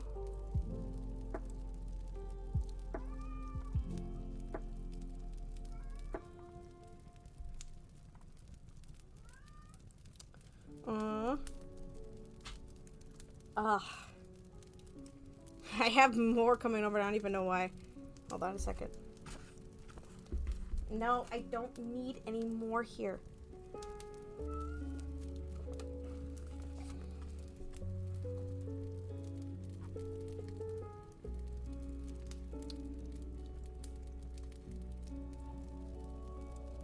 Okay. Cam took her hand and she could breathe again. Drawing on the attributes of her character, she pushed her emotions down, blanking her expression to one she hoped excluded pleasant indifference. Welcome back to the finale of Cosplay or No Way. Tonight, of the finalists will win $100,000 and a chance to design costumes for a major film. You voted, America, and while we wait for the final results, let's look back to see how our top 2 competitors got here. The jumbo screens replayed scenes from earlier in the season. From Kenya and John's audition tapes to the first day in the group house to the first challenge, look at how excited and happy I was. I missed that. The retrospective continued, showing each contestant returning home. The audience cooed and clapped in delight as Cam swept up in a balloon and flower-filled embrace, gave her the smooch and curled her toes. Look at us. I think I was already in love with him then. I think I've been in love with him all this time. Like turning to a lodestone, she turned to look at Cam. He already turned to her, the front piece of his helmet pushed up. The intensity of his gaze jolted her heart. Maybe my parents are wrong. Yeah, loving someone is different than being in love with someone. Maybe Cam is in love with me, has been in love with me for a while. I have to ask him. I have to know before I yeet everything into the sun. Whether he said it or not, whether he meant it or not, she could let the moment pass without acknowledging it. Squeezing his fingers in return, she let down her defense long enough to feel all of his love and joy in her heart. I love you. His answering smile was a prize in it itself. No matter the outcome, she was glad that Cam had been with her every step of the way. This was as much fun for him as it was for her. She didn't give attention to the rest of the retrospective, didn't come back to the moment until Mark spoke. Before we announce the Cosplay or No Way winner, let's have a final word from our contestants. Kenya, do you have anything you'd like to say to our audience here and the millions watching? Yes, I do, she gripped Cam's hand to steady herself. I'd like to say thank you to everyone who voted for me from the beginning to now. Your encouragement and support means the world to me, and she stopped twisting her lips and blinking rapidly to hold back the floodgates. Just a little bit more. Get through this, and then you'll be able to break down in private. Cam squeezed her hand and whispered, You got this, babe. I'm right here with you. Then someone in the audience screamed out, We love you, Kenya! Lifting her chin, she blinked rapidly, then managed to smile. No matter what happens, this has been an incredible journey, and I'm glad I had the chance to show the world what I can do. I'm glad I got to show the world why Cam is my own personal superhero. Because of the faith of his faith in me, I'm already a winner. Appreciation poured through her as the crowd roared in enthusiastic support. Yes, she still wanted to win, still needed to win, but this moment, this present time, balanced between hope and reality. It was perfect. Ben, do you have anything you'd like to say? I do. Ben nodded, then turned to the audience. This competition has been one of the best times of my life. I've enjoyed stretching my capabilities and being inspired by my fellow contestants. Thank you, everyone, for supporting us, and I'll never forget this. Kenya grinned at Ben and applauded along with everyone else. She and Ben had gotten along well despite being competitors. Any other place and time, they might have become friends. The moment is finally here, Mark declared on stage. Handed him an envelope. He held it up. In my hand is the name of the first winner of $100,000 and the chance to work on a blockbuster film. She and Ben gripped each other's hands, although they both still held onto their partners too. This is it. And that moment decided the rest of my life. The first cosplay or no way winner is... And that's where I'm going to take a pause. Wait. Oh. For on the Twitch side, we have an ad coming on in about 3 minutes. And leaving the ad on does help support the stream. If you want to support the stream in any other way, I do have a Ko-fi down below. The goal for that Ko-fi is to help pay off one of my cat's vet bills because the insurance didn't want to do that. And in my Ko-fi, I do have writing services or beta reading services. Otherwise, you can use your Amazon Prime to skip the ads altogether.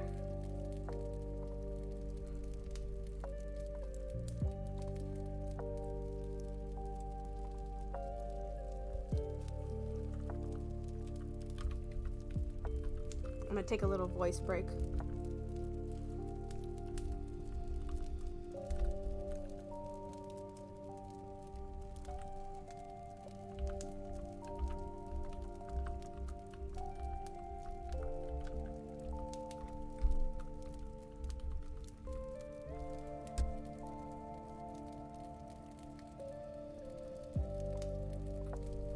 What are you... Oh.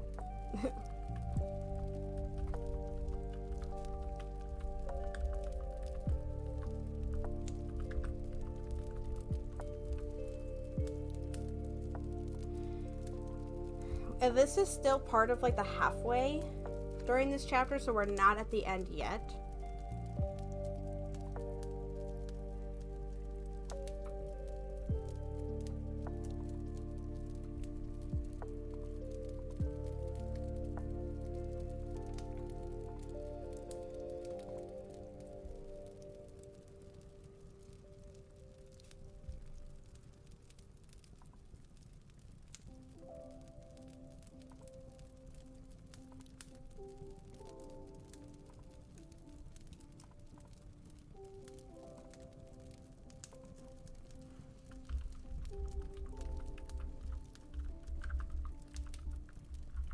I'm gonna take a water break.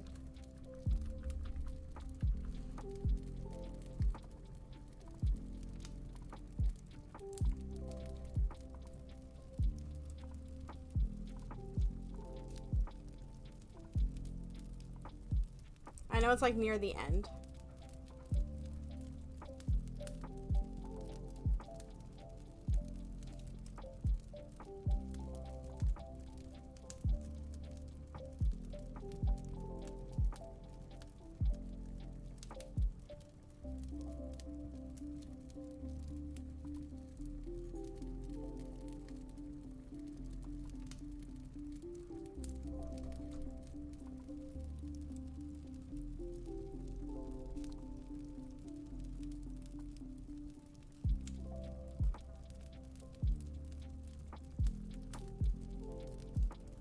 Okay, so the ad break had started.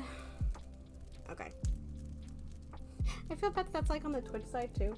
Okay. I don't think it should come as a surprise, though. How many... I didn't think it would take... How much time has it been?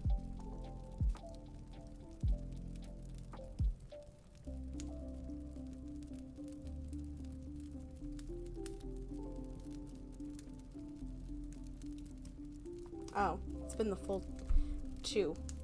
Okay.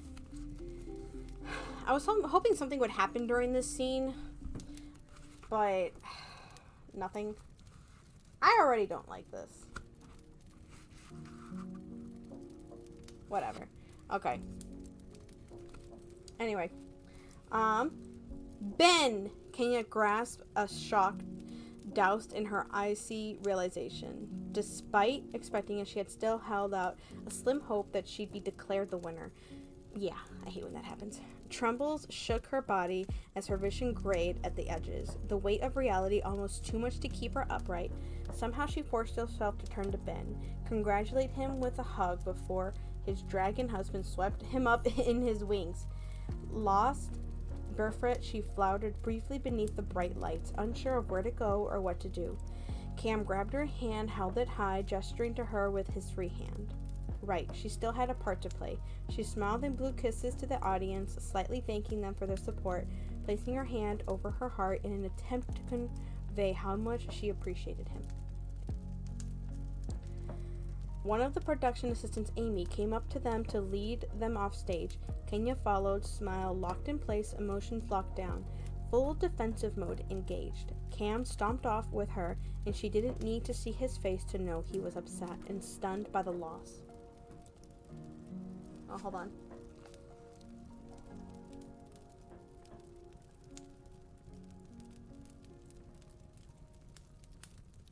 I hate when I can hear things.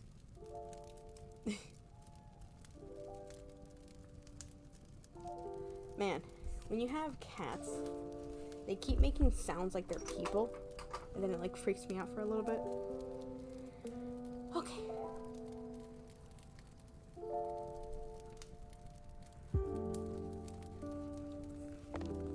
Okay.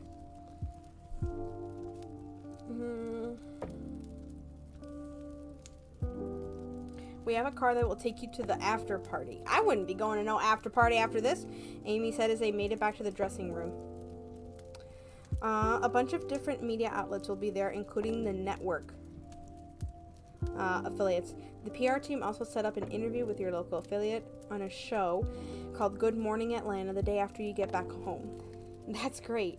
Another reason to not yield to the despair clawing at the edge of her control. Being gracious in defeat and still putting on a good face for interviews gave her more chances to talk up Cam in the show. Having to do an interview with the local station in a couple of days meant she would put off an inevitable that much longer and gave her time with Cam, which she was now desperately greedy for. If she couldn't give Cam the prize money or stay with him, at least she could give him good press. We'd like to go back to the hotel first, if that's okay, Kenya said, hyper aware of Cam's views growing shorter by the moment. We wore our street clothes in, and we want to pack up the costumes and take them back to the hotel anyway. Of course! The other woman leaned forward. I'm really sorry you didn't win. Both of you have really awesome costumes. I can't believe you made those yourself. Thank you. Her voice wobbled, prompting Cam to take a prospective step forward. She dragged her emotions back behind a pleasant mask of a smile. We'll be as quick as we can. I promise. I don't want to walk through a lobby all purple. Understood. Just call me when you're ready. Amy laughed, closing the door behind her. Kenya sighed, and she turned to Cam. He'd already removed his helmet and gloves. God, I need to get out of these boots. I'm sure you want out of that armor. He stepped close to her, concern heavy in his eyes. What I want to know is how you're doing. Automatic answer time. I'm fine. She reached for her chest plate closure on the left side, but he took her hand, stopping it. Kiki, how are you really? The soft question probed at her defenses, but couldn't let it. Not yet. Ask me again when we're safely back at the hotel. Okay. He backed off, giving her the space she needed to compose herself. They shed their costumes as quickly and carefully as they could. breaking down the pieces and packing them carefully into the padded suitcases they always use for transporting their costumes. She applied a liberal amount of cold cream to her face and arms. Cam helped her wipe it away. Her breath quickened, removing the purple makeup as fast as she was stripping a layer of protection away. Protection she clung to like a life preserver as she floated into a choppy sea of surging emotion. Mental yoga. She looked at him, her breath coming way too fast, panic creeping whitely at the edges of her vision. What? Visualize yourself doing your yoga stuff, he clarified. It'll help. She did, and it did, helping her manage walking through the remnants of the production, loading everything in the car, making it to the hotel, and finally crossing the threshold into their room. Thank you for that advice. You're always helping me? Her facade cracked, then burst, her emotions flooding past the broken barriers of her control, her will crumbling beneath the deluge. Her knees buckled from the weight, but Cam was there, holding her up as the torrent of her heartbreak and pain had disappointment buffered her. I'm sorry, Cam. I'm so sorry. He wrapped her in his arms, wanting to shield her from the hurt and disappointment anyone who caused her pain. She trembled, like a leaf in a storm. Her tears soaked his shirt. It's going to be all right, Kiki, he whispered in her hair. I promise. No, it won't. It's over. Everything's over. Pain clutched his chest. He hoped she didn't mean everything. No, it's not, baby. You still have a lot of people who support you and your work. You still have a lot of interest in your business. Even without the cosplayer no way winner badge, we've already had more traffic and project requests at the shop. We'll be okay, I promise. She shook her head and pulled away from him, wiping her eyes. He watched as she pulled herself back together by heartbreaking pieces, then gave her a watery smile.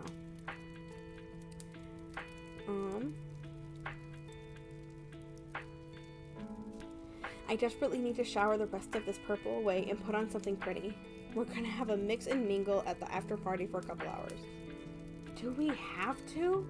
He didn't want her to expend any more energy on something that hurt her so deeply, and frankly, he wanted to punch a judge or three. She linked her fingers with his. There will be a lot of media there, she answered, kissing his knuckles. It'll be one more opportunity to get some publicity for your shop. Alarm spasmed in his chest. Our shop. Cool fingers cupped his cheek. Okay, our shop. We'll go out there and smile and chat about our future plans for the shop. I'm sorry that all I can give you to thank you for helping me with this. Hey. He gave her a tight squeeze before stepping back enough to see her face. You've got nothing to apologize for. You have a kick-ass idea and you made it happen. If anything, I should be apologizing to you. What? What for? A flare of anger heated his cheeks. You picked me for my fabrication skills and I let you down. I know how important this win was for you. She shook her head, then cupped his cheek. I'm not going to let you blame yourself for how this turned out. Besides, I picked you because there's no one else I wanted on this journey with. I just wish... Her bottom lip trembled. I just wish things could have turned out differently. Maybe one day I'll be able to make it up to you.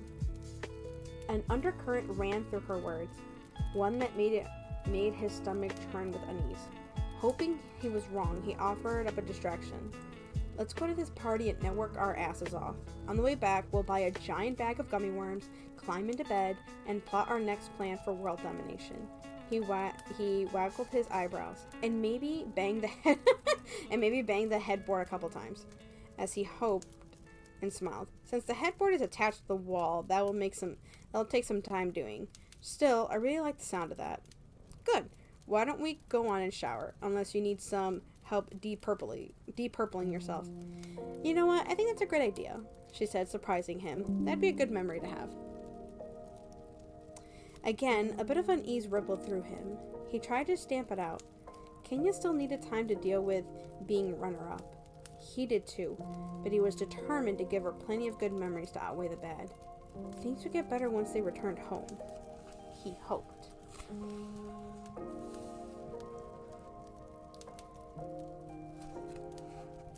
Oh, I didn't realize we were at 28 already. Ooh, we're almost done.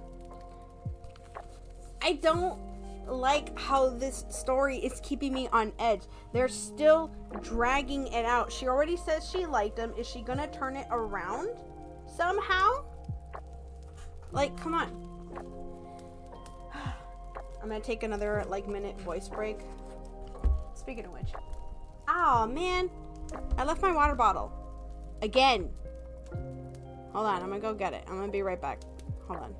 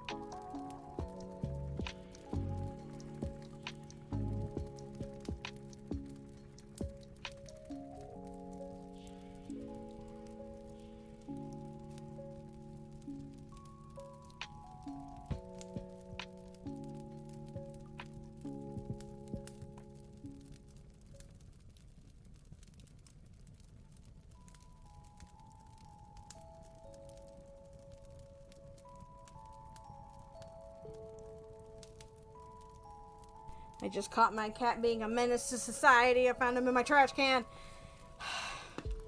Can't trust my cats with anything.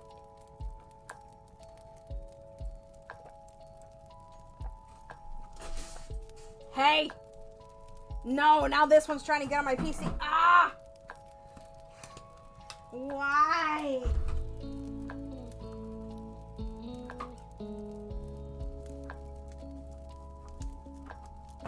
Ah, man, is this what you do when I am home? Cheese nuggets and crackers. I'm just trying to get some water. I can't even do that. Y'all weren't this bad yesterday. Oh, okay. Let me just get to the end of this story. Okay. Okay, we're on 28 out of 29, and we have like 20 pages left. I still need to know how this ends. This story keeps like keeping you on edge. Man, I'm so tired of it. No story has kept me on edge. Normally they like wrap things up, I feel like. Man, I'm so tired of this.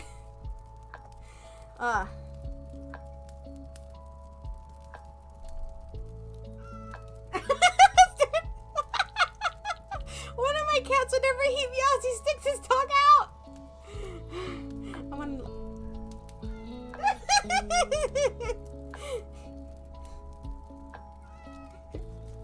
I don't think it's gonna do it again. No!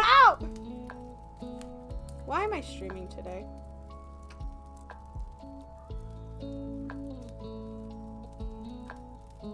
You're clawing me, sir. This hurts.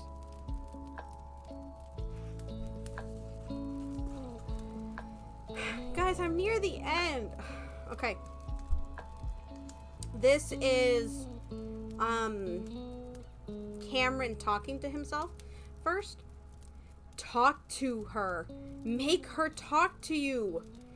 Cam glanced at the text from Janelle. Oh, wait. Never mind. He got a text. Talk to her. Make her talk to you. Cam glanced at the text from Janelle, then at Kenya's silent form. The unease that had crawled through him since their flight home dug its claws deeper into his psyche. He wanted Kenya to talk to him, but Janelle knew getting Kenya to talk when she didn't want to wasn't easy on the best days. She had a feeling this wasn't one of those days. Do you know what's going on? I tried talking sense into her, but she's not answering me. If you love her like I think you do, don't let her do anything stupid. Okay, that just sounds like another thing. Okay. Dread iced his veins. What the hell was Kenya planning to do? And how bad was it that Janelle felt the need to warn him? His phone vibrated one final time. Don't fuck up. Is there an emergency at the shop? Kenya asked. You should probably go in. Oh. Mac and Javier can handle it, he said, powering off his phone. I want to focus on you. I'm okay. Are you? Are you really? She sighed. No, probably won't be for a while, but I think you should be. Okay, if you're not gonna sit on me, get off.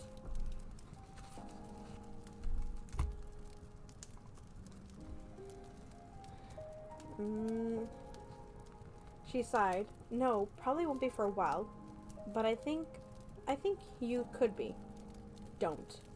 She looked at him, her gaze dull and flat. Don't what? Whatever you're thinking, he answered. Don't do it. She chucked out loud. You don't know what I'm thinking. I know Janelle's blowing up my phone.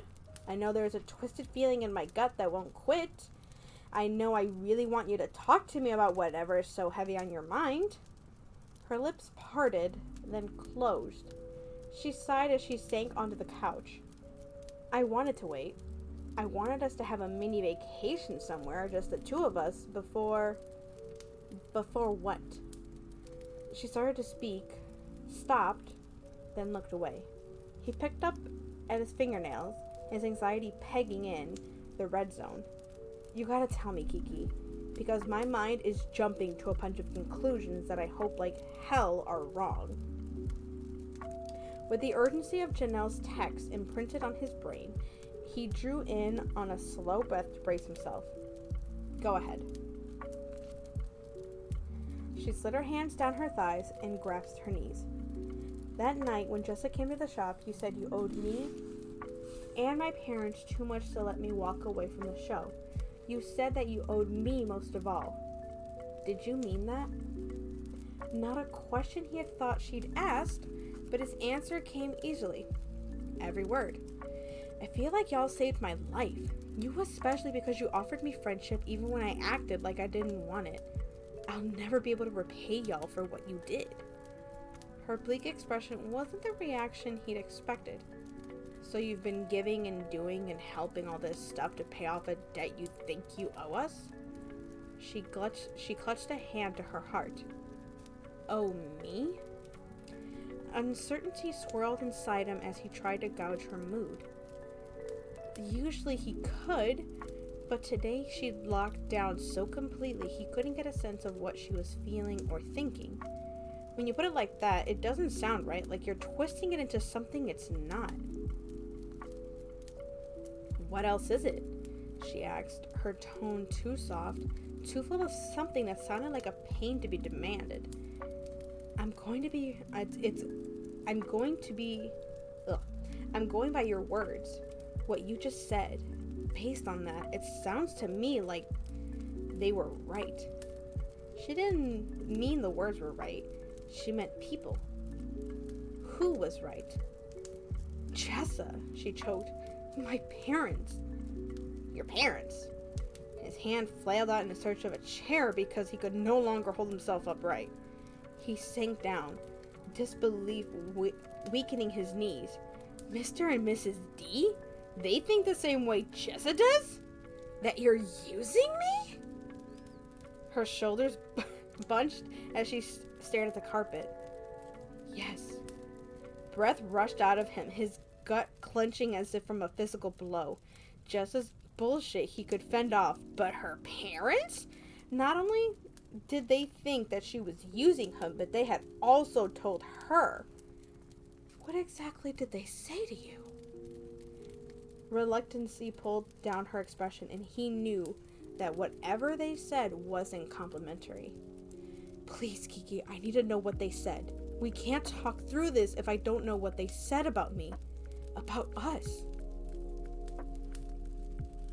She retracted her hands into fists, then looked up at him. They think I depend on you too much, that I count on you to support one wild idea of mine after another. And because you needed to be needed, you gave me anything I wanted instead of convincing me to use my degree and get a real career. A sound too hard to be a laugh broke out of her. I mean, they were grateful that you promised them that you'd look after me in high school, but apparently they thought you'd grow out of it once we graduated. That we'd grow apart and you'd finally have the space you need to have a real, full life without me. Instead, you're still looking after me, even if it hurts you and the shop. So much made sense now. Why'd she look so defeated when she returned home that night? Why she offered to quit the show? Yet it didn't explain why she was so closed off now. Why she wanted to have a talk with him after they took a getaway. You believe them? They're my parents. She spread her hands. They've been together longer than we've been alive. He rubbed his fingers together, trying to keep anger and a healthy dose of fear at bay. They knew. They knew how he felt about Kenya, and now they were trying to split them up. Cold realization twisted his chest like a knife. They don't think I'm good enough for you. Oh! Another hollow laugh. Flip it around and you'll be right. I'm the problem child. I'm about to cry again. I've always been their problem child. They think I've gotten too comfortable with you, always there to save flighty old me from myself, that we don't know anything else other than me using you and holding you back. That's bullshit, he shot back, flipping to full anger. You're not holding me back and you're not using me. But I don't care what they said. I don't care how long they've been together. That just means they know what works for them. We know what works for us. And I know one thing for sure. I'm gonna always help you whenever I can with whatever you need. Period. Her shoulders dropped. Because you feel like you owe me. No, because you just said it, Cam. You said you feel like you still owe me. Even after everything you've done for me over the years. She poked herself in the chest. If you feel like that, don't you think I feel the same about what I owe you? Don't you think I need to pay you back so this isn't lopsided between us? She rubbed at her forehead. I wanted the prize money so you can invest in the shop. I know you want some new equipment to land bigger contracts. I do the books. I know how much that prize money would have meant to the business. Since I didn't win the prize, I'm going to do the best thing I can do, which is transfer money out of my savings to you. No, he slashed his hands through the air. I told you from the start, I didn't want the money. I'm sure as hell don't want you to empty your savings account. You built me workspace in the shop, Cam, she exclaimed as she shot to her feet. Valuable space. I know you didn't make it out of stuff that just happened to be in the stock room. I have to reimburse you for that. Fine. He made an effort to swallow his anger and try to see things from her perspective. He wasn't angry at her, but at the situation, and hated that she felt like she owed him, or things that were unbalanced between them. You can give me a couple of $100 for the new materials. if it will make you feel better, but I'm not going to take your entire savings. Besides, I consider it an investment for the shop. You're going to need that space based on the interest you're getting from being on the show. Her wince put him on an instant alert. What? He said. I'm not going to be able to use it, she finally said. At least, not full time. He summoned all the calm he had left. Difficult to do when the hits keep coming.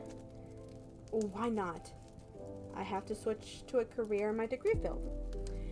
So I asked Janelle to see if there were any openings in her company. She explained, misery lining every word. I won't be able to work at the shop. Have to, he repeated.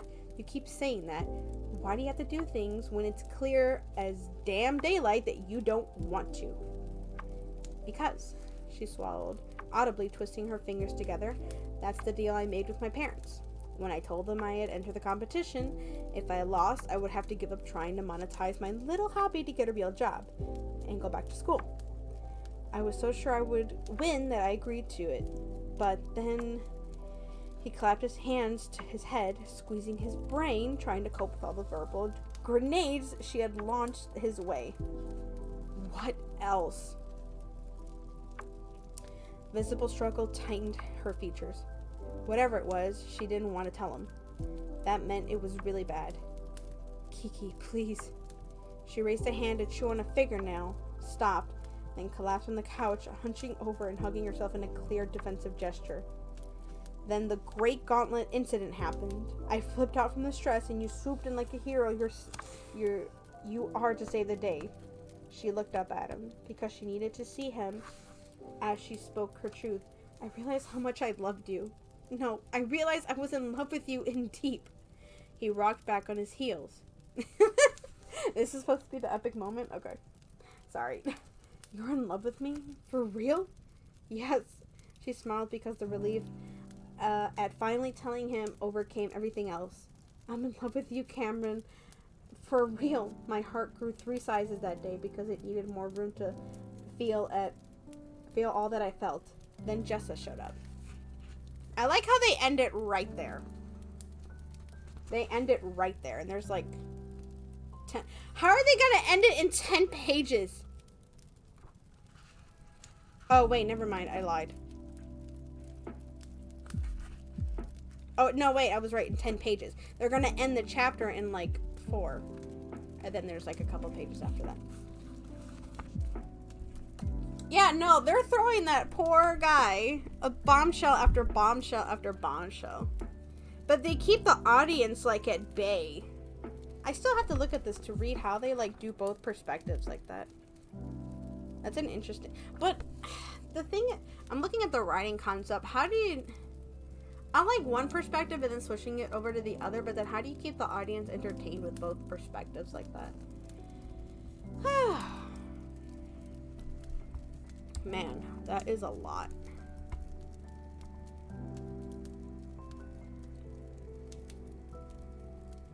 I'm going to take another voice break for a little bit. I think with what we have left, stream-wise, there's like 30 minutes until a lunch break.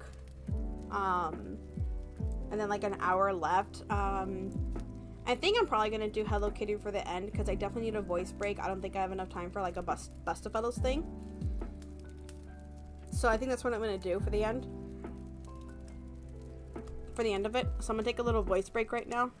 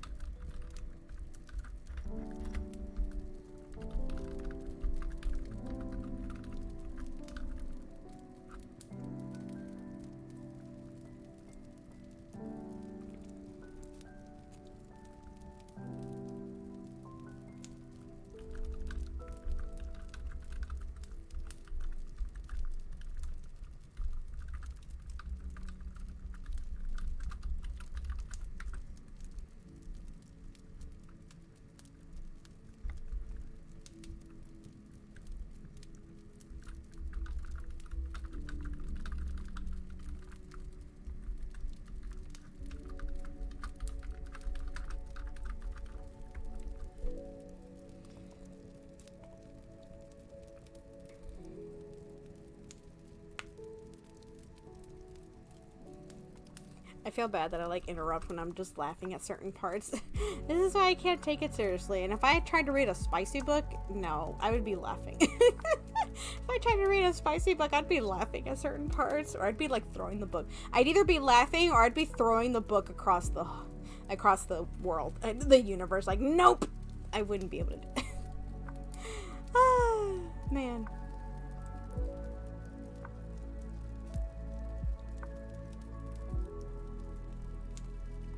I can't take things seriously. Why would I do that?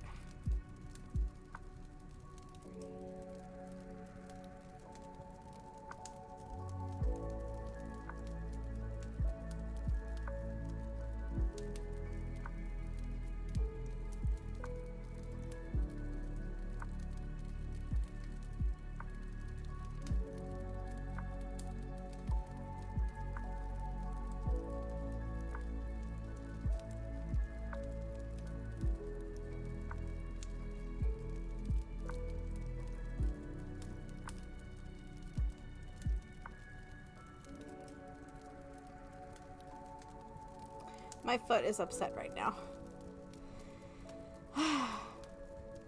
Oh man, I've gotten a lot of emails just now.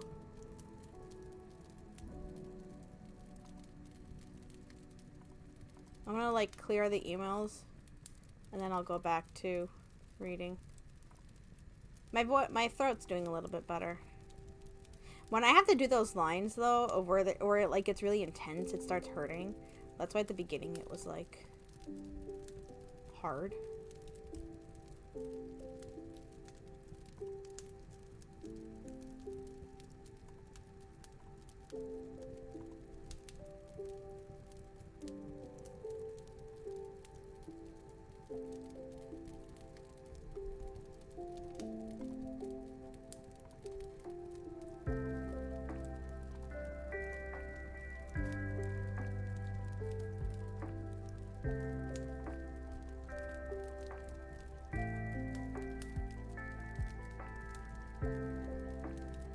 Yeah, I didn't think it would hurt that much. Scribs, I'm not sure if you heard, but one of the cats got into my garbage can and then there was stuff everywhere. Okay. I'm gonna try to push through this last part because there's only like 10 pages left. Oh no! The first word of this part! Ah! It's hurting! Okay. Misery crept back in like a fog bang, smothering her joy. Honestly, I was more worried about you coming back into the middle of that than anything she had to say about me. But some of what she said stuck, and all of those emotions were burning through me, and I couldn't just go home and wait, so I went to my parents. She shook her head. I should have known better, but I needed to talk it out. I told them what happened, and that's when they said all the other stuff, and it made me feel guilty and ashamed. The room blurred. It hurt to rehash the conversation with her parents. It hurt even more to know that she was hurting. That she was hurting Cam too. I tried to deny it, and I told them that we loved each other, and that they said that you might think you loved me, but it was more that you needed to be needed after your mother died, and I needed you. They said that the best thing I could do for you was to give you the chance to live your life without having to look out for me all the time. Silence dropped like a hammer. She dug into her back pocket for the travel pack of tissues she had tucked there. His bloodless expression was exactly how she felt inside. A twisted mess of shell-shock, devastation, and a soul-deep hurt that would take years to heal. I'm so sorry, Cam. For which part? For your parents telling you to walk away from everything you love to go sit in a cubicle somewhere? Sorry for also thinking my life should be torpedoed because you think I'm delusional about what I want and what I feel? Or are you apologizing for believing and agreeing with them? He's so straightforward. That final question, launched with the persecution of guided missiles, scored a direct hit on the dam, barely holding her emotions in check. I didn't want to, Cam. Please believe that. I was overwhelmed thinking about how much you're due for me. Big things and small things, as much as I didn't want to believe it. What they said made sense. I wasn't sure if you did things for me because you loved me or because you were so used to helping me since high school. Blinking rapidly, she drew in a ragged breath but couldn't choke back the tears, the regret, or the guilt. When you said you owed me, that you still owed me, I thought there was no way I could tell you how I feel until I leveled up with you. Everything depended on winning the competition, and when I didn't have any other options. I called you my hero, my knight in shining armor. You're always doing stuff for me. And what have I done in return? What have I given you to thank you for everything you've done for me?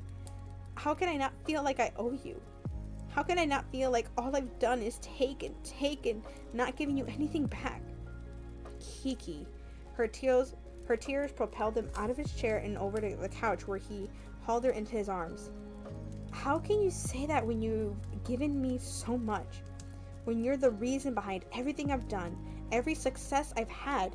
I'm more than happy to count the ways. That's so cheesy! Will you listen? That was so cheesy! Get out of here! Get out of here with that.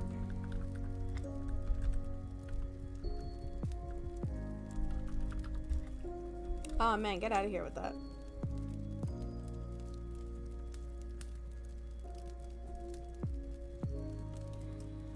Oh, man.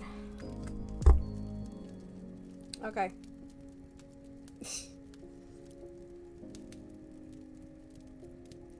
He held her closer, breathing. Oh man, oh, I hope no one's lactose intolerant. I expect more cheese.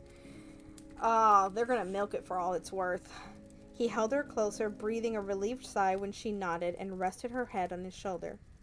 Oh God. On day one, you gave me your friendship and half your lunch. Then you shared your parents with me. You're the reason I graduated high school, the reason I went to college. You helped me decide what kind of work I wanted to do. You helped me dream up my own shop. You helped me find it, fix it, make it ours. You helped me run it. You helped me keep going during those lean months when I questioned everything and was close to giving up. You pounded the pavement with me, finding customers willing to take us on. Everything I am is because you believed in me and didn't give up on me. You're a partner, not a co-worker. Do you remember all of this? I remember, she confessed, but I never ticked them off like that before. Well, you should. That way you can see that you're a pretty important part of my life. You're my rock, Kiki. You held it down with me in those first couple of years when I was convinced I'd made a huge mistake.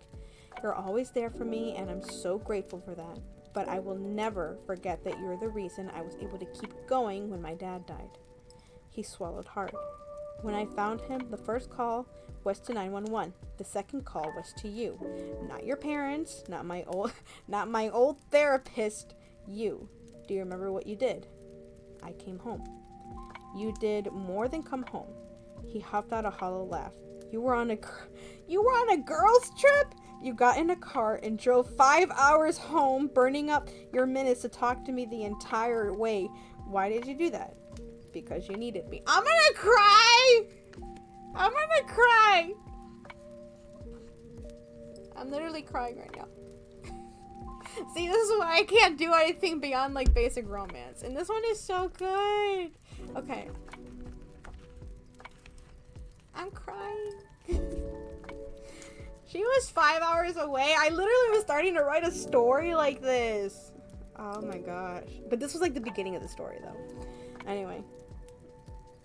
It was it was that simple and that deep. You make it sound like that's something that anyone would do, and that's not true. But you did that. You ran through the front door and wrapped your arms around me, and I was able to breathe again. In 5 hours? You were with me every day after that, giving me your strength and comfort, dishes to break when I needed to rage, hugs when I needed to cry, laughter when I needed a break. You were like a beacon lighting my way. I already loved you, Kiki. But that moment, that was when I fell in love with you. I can't. Really? She gasped. Why didn't you say? How could I say? We were 19. I didn't want you or your parents to think it was a reaction to losing my father. I wanted to be sure myself, and you were seeing somebody then. We broke up soon after that. He didn't understand why I spent so much time with you, and I didn't want to explain, yet again, why I needed to be there for you whenever you needed me. Any potential partner of mine needed to know I wasn't giving you up, and they needed to be okay with that. I didn't realize that actually meant, and I'm sorry I took so long to realize it. He gave her a grateful squeeze. You know, I went to therapy after that, back to the same therapist that helped me when I lost my mom. But what you don't know is how much I talked about you, about us, and in those sessions I wanted to be sure of how I felt about you. Are you still sure? She raised her head to stare at him, then gestured between them. After everything, are you sure now? He caught her hand in her gaze and her heart with the simple truth in his eyes and his words and his tone. The one thing I'm sure of, out of all the things in the world, is that I'm in love with you. Not because I've known you forever, and not because I feel like I'm obligated to you or your parents. I'm in love with you because you are the sweetest, smartest, prettiest, sexiest, and everything else's woman that I've ever known. I've dated other people, you've dated other people, but we keep coming back to us. I am sure. So let me ask you, after everything, are you sure now? She brushed her fingers over the stubble on his jaw. I'm sure I'm in love with you, not because I've known you forever, not because of what you do for me. I'm in love with you because you are kind, caring, sexy, gorgeous, smart, and funny. And there's that super sexy secret smile thing you do that makes your heart do this little bunny hop thing I can't imagine life without you. You don't have to. Determination arced across his features. Now that we're here, I need you to let you know that I'm in this for real and forever. Is that a problem? Forever is a mighty long time. Her heart did that bunny hop thing as she smiled, but I like the sound of that. Okay, he sighed in an obvious relief. Then there's just one thing that I have to do. What's that? Beat the boss level. Resolve chiseled his features as he grabbed his phone. Her eyes widened, and then she realized he'd initiated a video call with her father. Ooh! What you gonna say? Cam? We're in this together, all right? He asked, challenge and daring coloring his tone. Right, that didn't stop her heart's attempt to leap out her throat. Cameron, her father's image appeared on the screen. Is Kenya there with you? We haven't been able to reach her since y'all went to LA. She's here with me and we're back at home, Cam answered. Is Mrs. D there with you? We'd like to talk to both of you. Ooh, you can't be doing that. You can't be doing that. Okay. Of course, let me get her. Kenya took Cam's free hand, intertwining their fingers while she watched her father locate her mother. Sweetheart, it's Cameron and Kenya. They want to talk to us. Her mother stood next to her father, concern wrapping her features as she stared at the screen. Kenya, why have you not answered our calls? We were worried about you. I'm sorry, Mama, Kenya answered. We just needed some time. Her mother frowned. You don't look fine. You look like you've been crying. Of course she did. Crying was a natural reaction when you thought your world was ending and you were breaking two hearts in the process. I'm fine now. I told Cameron about our conversation and the deal we had. Did you now? She did, Cam confirmed. We're calling to let you know that she's not she's not taking the deal. If she wants to go back and get her master's, that's her choice. If she wants to quit her position at the shop and work elsewhere, that's also her choice. He squeezed her hand, but if she wants to continue as a working partner at Make It Works, that's her choice too. I'm going to support her no matter what she wants because I love her and that's what a partner does. You may not believe that what we feel for each other is real, but you don't have to. We believe in us. Kenya leaned in. I love Cam. I'm going to stay at the shop, work to increase our business, and one day I'm going to marry him. Ooh! Okay. His hand trembled in hers. She looked at him for a moment. His brilliant smile was all she could see. He then cleared his throat and returned his attention to the screen. We're not asking for your permission, but we appreciate it if we got your blessing. Her parents exchanged glances. Her father spoke. Are both of you sure about this? Kenya and Cam looked at each other, bumped shoulders. She glanced back at her parents. We are. Definitely. Then I suppose there's only one thing to say, her mother began. Kenya tensed, aware of Cam tightening his grip on her fingers.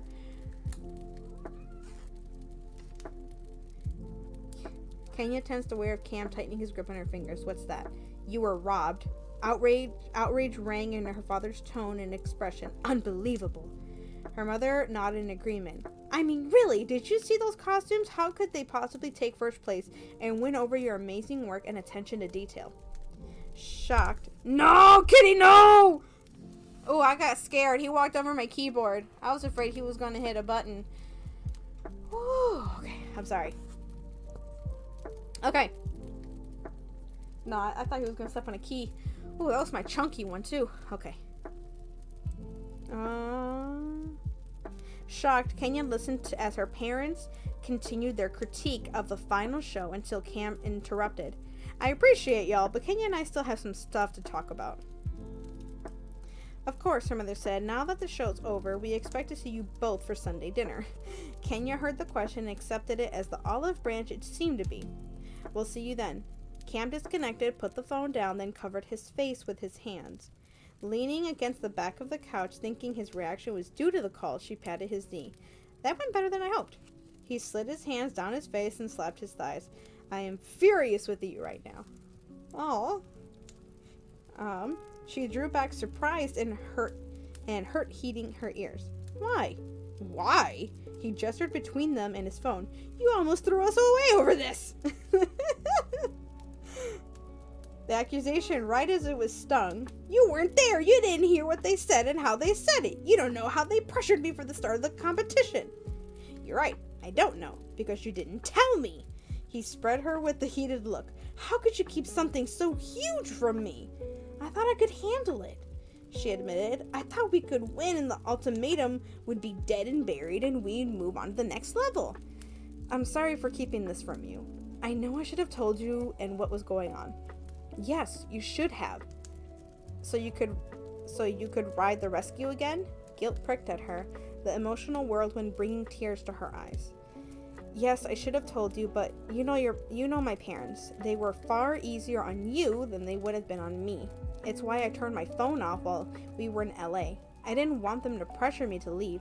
I didn't want you to feel obligated into doing something you weren't ready for just because you think you owe me. Ah, Kiki, he hauled her into his lap. I'm sorry for saying I owe you. Owe is the wrong word. It's just that doing things for you, helping you, I do things because I love you and want you to be happy, and being able to help you makes me happy. But if you want me to dial it back, I will. I don't ever want you to feel like you owe me anything, or that you're obligated to do something for me, or that I expect you to. Okay? Okay. She wiped the last of her tears away, then smiled. He pulled her closer, wrapping his arms around her and resting his cheek on top of her head. Tell me again. She knew exactly what he meant. I love you. One more time? Smiling wider, she placed a hand over his heart. I'm in love with you, Cameron. He shuddered. You don't know how long I've been waiting to hear you say that. How long I've waited to put Operation Win Kenya's Heart into action. I didn't realize your parents were the boss level. Let's not think about that anymore. Let's think about something else instead. Like what? She moved back from him, stood, then held out her hand. What do you think about kissing and making up knowing that we both really love each other? He put his hand in hers. You always have the best ideas, Kiki. We still have chapter 29 left, and I don't know how to count pages. Like, I don't know, 5 pages? That seemed like a good ending. I'm gonna take another voice break. Scribs, standing on business.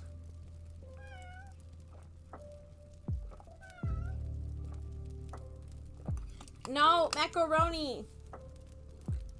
Saying your name makes me want the food. Aww, I wanted to pet him. Who's next to the PC? Oh. Ugh, my voice hurts. Oh, there's only a couple pages left. Yeah, I'm gonna need that break. I'm gonna need that. No reading over 2 hours. Got it. I'm not doing that again. Either that, or unless it's like a no to me game.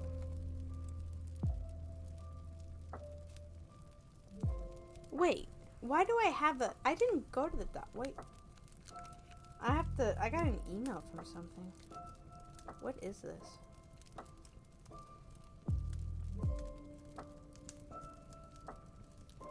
Oh my gosh.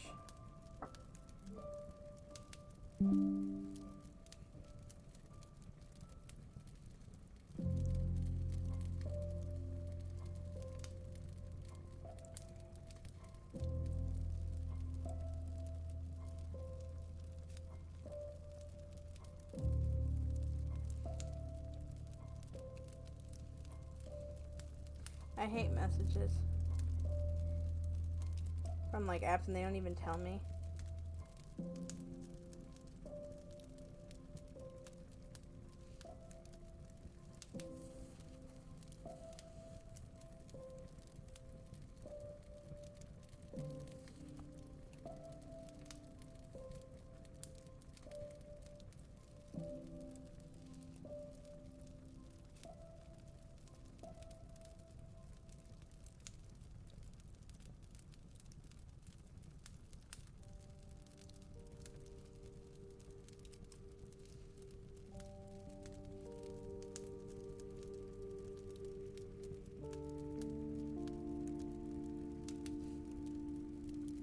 I got an after visit summary. I'm trying to figure out what summary this is.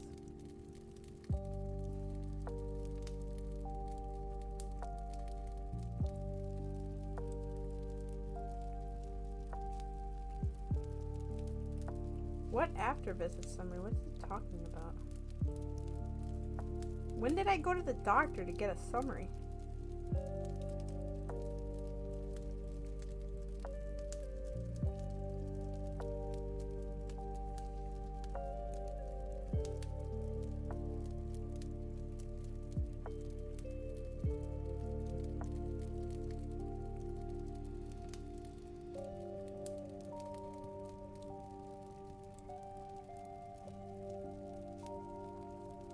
I don't know. Okay. My voice is feeling a little bit better, so hopefully we can get through these last couple pages. Okay.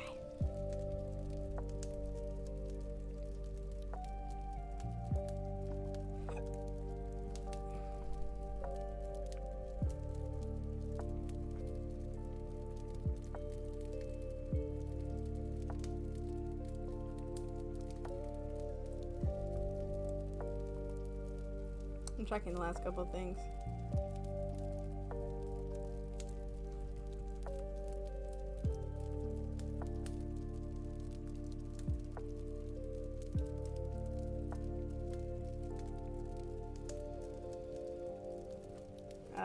Oh man, it's starting off with the show. Okay, welcome back to Good Morning Atlanta.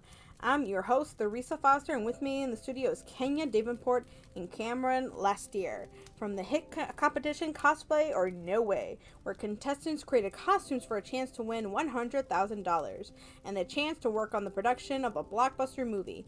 Although our hometown favorites, affectionately known as Team Ken Cam, didn't win the prize, those two friends who fell in love with each other sure won the hearts of Atlanta with their skills, their relationship, and hot pink hair spread that sparked a hashtag and a new fashion trend among teenage girls, my daughter among them. Kenya Cameron, welcome to the show. Kenya dipped her head in greeting, her signature pink bangs falling into her eyes. Thank you for having us. Cam perched next to her on the edge of the couch, both of them too nervous to settle back fully. We're glad to be here. It's been a couple of days since the finale. How are you guys doing? Not gonna lie, it still stings a little bit, but it's also a huge relief that it's over, Kenya said. I'm proud of the work we did on the project and look forward to doing more, with a less stressful timeline. So the show was a costume competition, but cosplay is a bit more than that, Theresa said. Let's start with the basic question for those who may not know. What exactly is cosplay? This was one of the expected questions, a softball meant to help them relax, and one Kenya could answer with ease. It's costume playing, she answered. Basically, people taking their favorite characters from a book, movie, video game, or anime and dress up and act like them. Some people try to be exact, others will do their take on a character. You mean like the folks we see marching down Peachtree Street during the Dragon Con parade? Exactly, Cam said. Some people buy pieces to create their costumes, others make theirs from scratch, or with a combination of bought and made pieces. We have some pictures of you from different conventions, Theresa said, gesturing at the giant wall of monitors. Several of the photos they submitted to the show flashed across the screens. You've made some incredible detailed and creative designs. Thank you, Kenya said, smiling at the compliment. We worked really hard on our costumes. I think that came through on the show. How did you get on the show? It was Cam's idea, Kenya squeezed his knee. He heard about the casting call and suggested I audition for it. Cam covered her hand with his. She's been cosplaying since we were in high school, and she's a whiz at coming up with design ideas. And costumes, especially mashups. When I heard about the show, I knew it would be a perfect way for Kenya to showcase her talents. Theresa leaned forward. You sound proud of her. I am. The sincerity in his voice rang clear as his fingers tangled with hers. I've known Kenya for half my life, and she continues to amaze me every day. Her heart softened to a fuzzy bunny, then hopped in her chest. The feeling's mutual. Whoo! Theresa fanned herself with a laugh. Anyone who's doubted this was real should see you two in person. You're definitely more than friends. Yes, we are, Kenya said, gazing at Cam. They've kissed and made out multiple times over the course of the night. Every last doubt and negative thoughts has been obliterated in a blaze in a blaze of orgasms. Working together these last few weeks. See, I can't read the other kinds of books. Overcoming the obstacles thrown at us just brought us closer and closer, showed us that we're awesome apart, but even better together. Cam's gaze was soft as his words. Maybe we didn't come in first place, but I won this woman's heart, and that's the best prize I could ever have. Why are you laughing? Cam, she could have melted into his arms right then and there, but instead blinked rapidly to dry the moisture threatening to overspill her eyes. How this man made her feel so much, so deeply continued to rock her, but she knew that he'd be there to catch her. Besides, she never wanted to take the sensation or him for granted. So does this mean that wedding bells are in your future? Theresa asked, leaning forward. Kenya blushed and stammered at being put on the spot.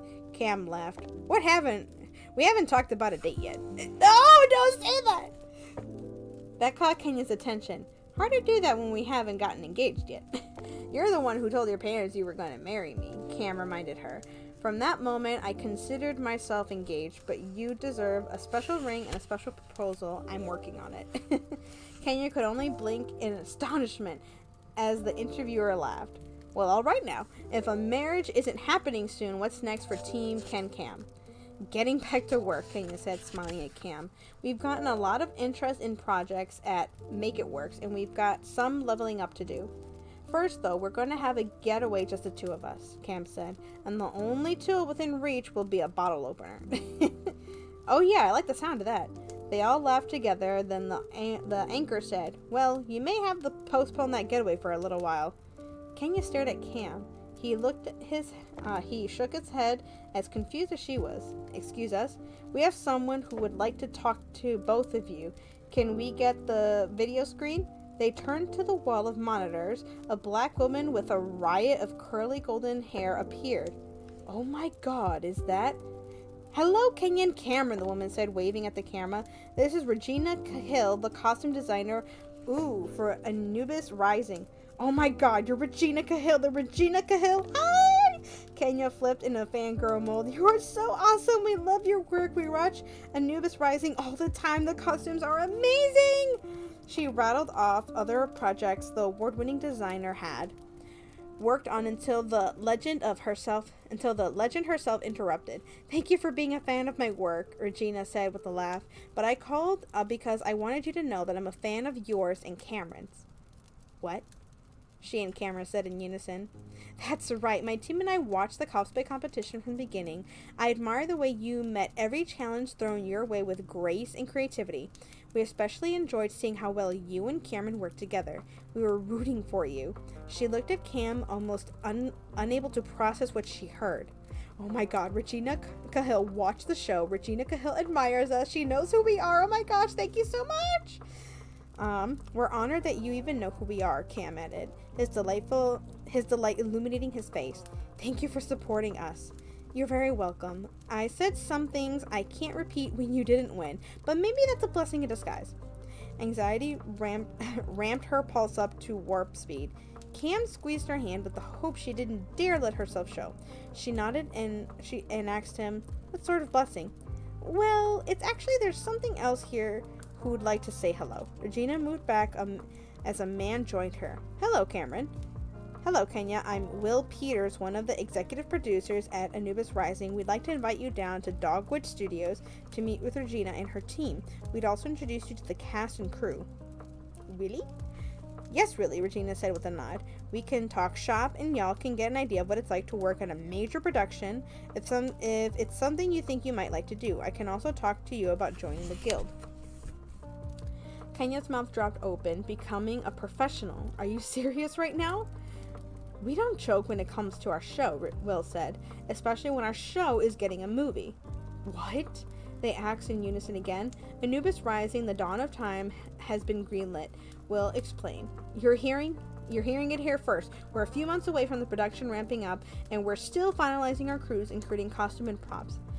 That's why we'd like to have you down, Regina added. We want to know more about your shop and the things you do in the hopes that we can work together on some one-off pops we need.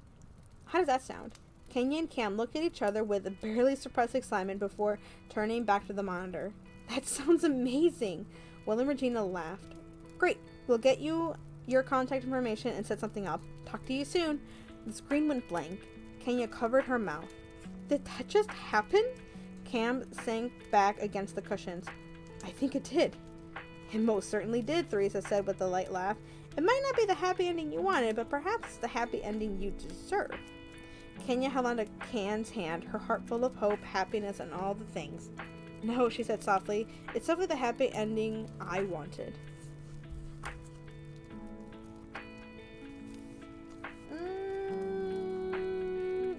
Oh, look, it's lunchtime. I don't know how I feel about that ending. I mean, it's a good ending nonetheless, especially for, like, cosplayers. Where's my Switch? Over there. Yeah.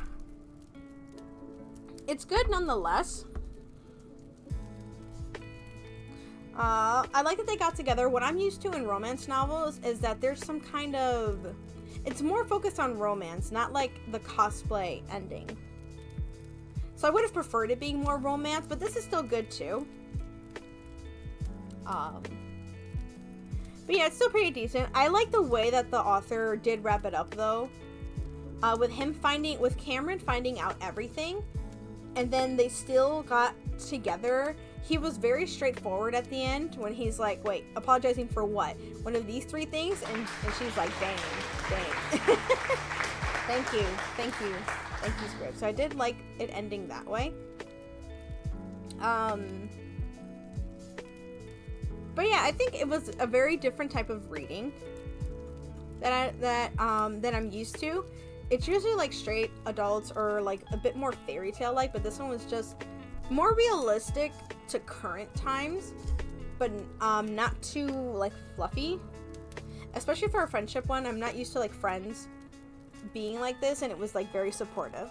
And it kind of reminds me of like some people that I know, so it was very interesting in that way. So I'm gonna go, so for what we're gonna do now, I'm going to,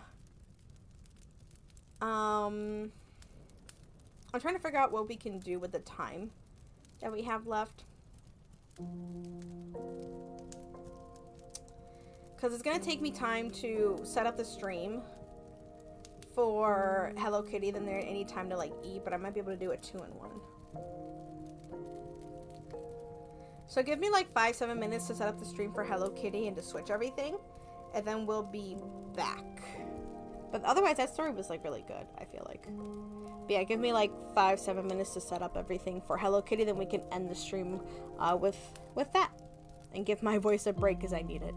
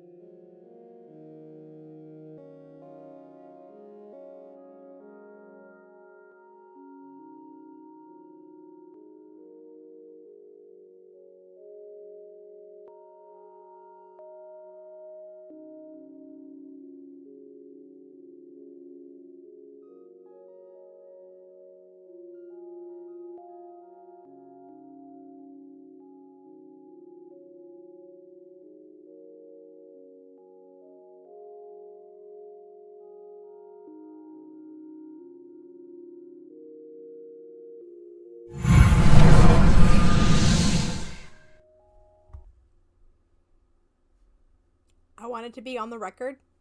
I was ready in 5 minutes, but the game had to update. It was not my fault. It was not my fault. I was ready, but this game had to update not once, but twice. And we were playing this yesterday. It was not my fault. I swear. It was not me. And I was eating, and now my cats are staring at me. Num num num num num.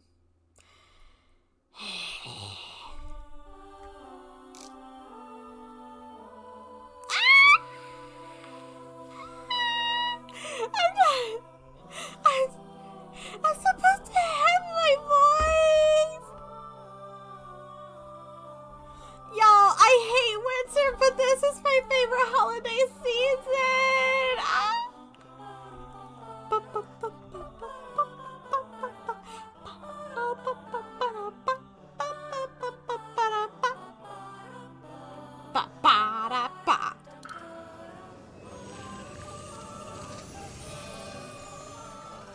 Yeah. I forgot to turn the light on. Oh well. This is so cute! Oh, I don't want to stop. Oh, I'm probably not going to finish this in 40 minutes anyway.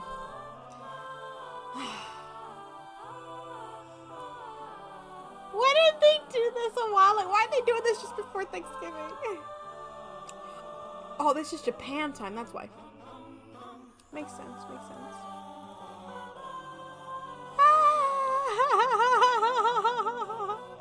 This is so cute. Macaroni, no! My baby. Who's my baby? Who's my baby wavy? What happened? What sound was that? Game, why are you taking forever to load? Gosh, this game got so heavy. My hat. Yay! Come on! I can't scream as high as I... Goodbye will be coming soon! Oh my gosh!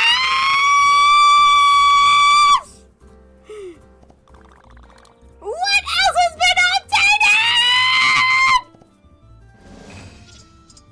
Y'all see the warning, headphone warning. It is not on me.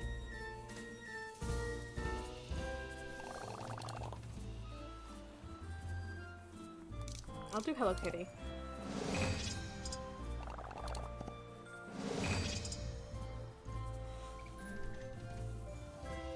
Yes! Happy Giving Gather. Is everyone here? We're missing someone. Milk!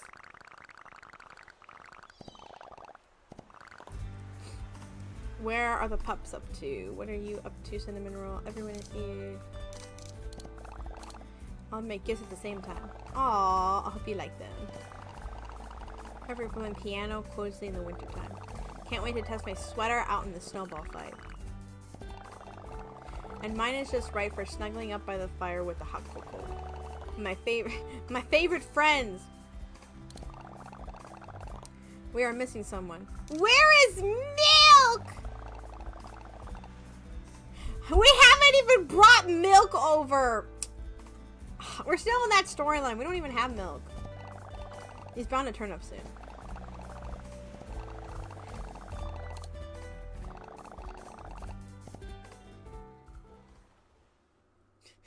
It's too much going on.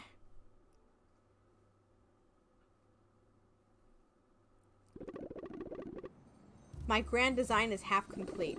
Now the true challenge awaits us. To assist in your endeavors, I give you this.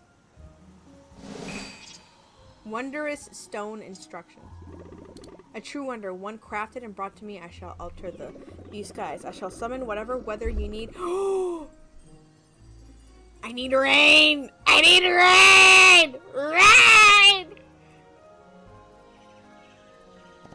Only once a week!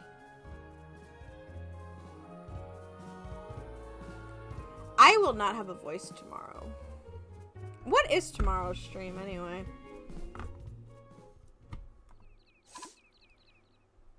Oh, wait. Okay, here it is. Pokemon progress. Oh, I'm doing Pokemon all day tomorrow? Mm.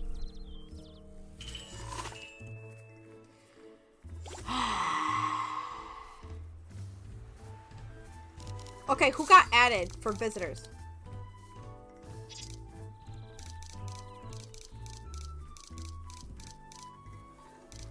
Ah, cheesy! What do you need for your cabin? Must have furniture, pillow, chair, furniture, a box, and mirror. Oh, I got plenty of. I have plenty of. Who screamed at me? Ah!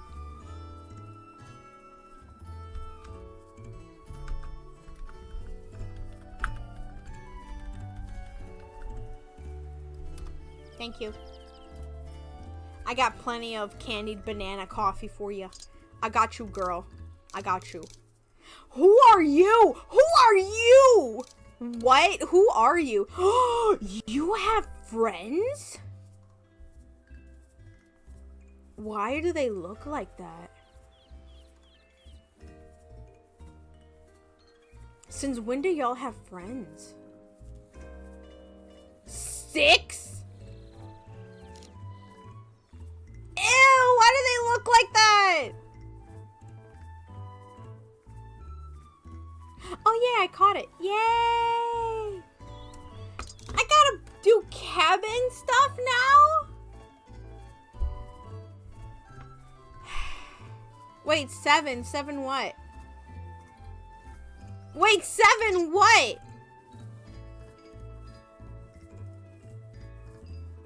6 furniture. 4 furniture.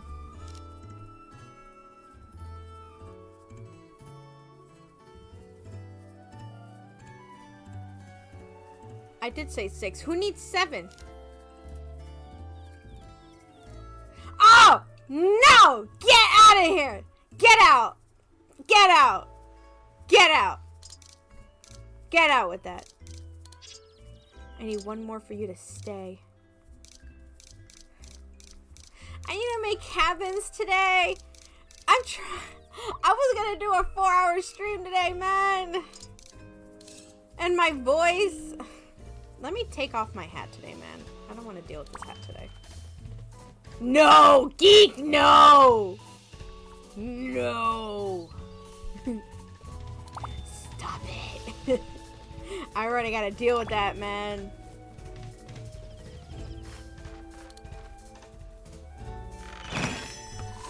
Gotta drink more water.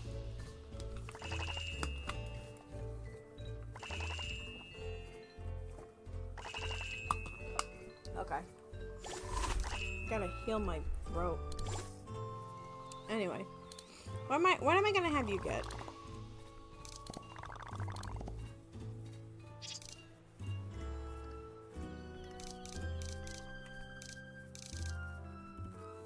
Wait. Where's my list of stuff? You heard it. Yeah, no worries. Man, the bandwagon. Where's my pineapple? No one should be collecting anything because I told them to stop. No, where's my pineapple? I told them to stop.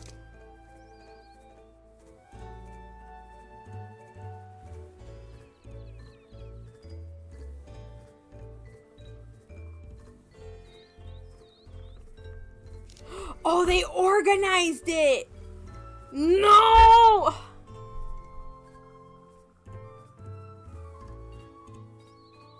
So much updates.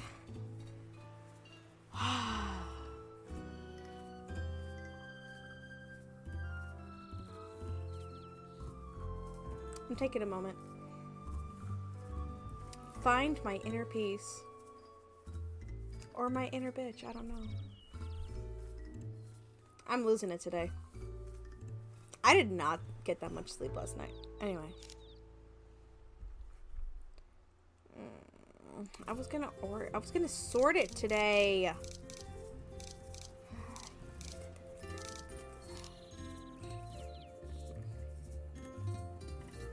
I have so much stuff.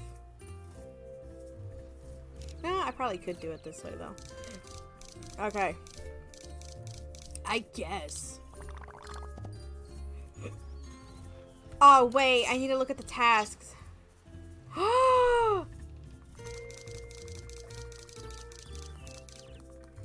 What?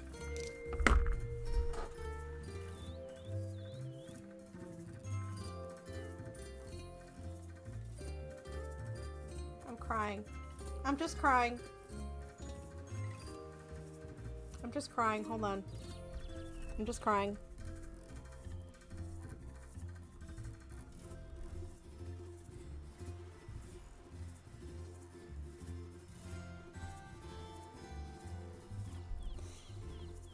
I'm just crying. You know, just bawling my eyes out.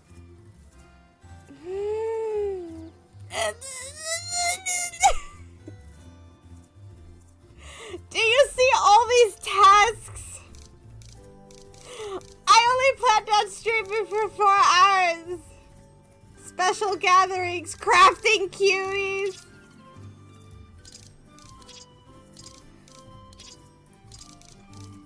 Now they're making me do a bunch of stuff. I didn't want to do anything today. I didn't want to do anything today, and now I'm doing a bunch of stuff. I didn't want to do anything today. I just wanted to do nothing.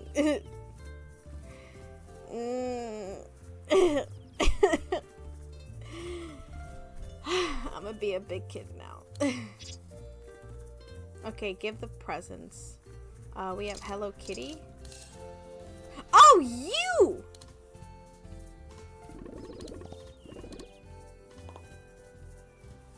Oh, I can give you a present? Hold on. Let me make sure. Do any of the tasks require me to look for anything? Give Kogi Mia's holiday gift? Oh. Crafting duties. I don't think I need to collect anything. Think like a fish. Talk to Wish Me Mal. Talk to Kiki. Talk to Retzko. Talk to Barry. Okay. I need to craft something. Take a picture. Do I need to... Okay, no, I don't need to collect anything in particular. No! Okay.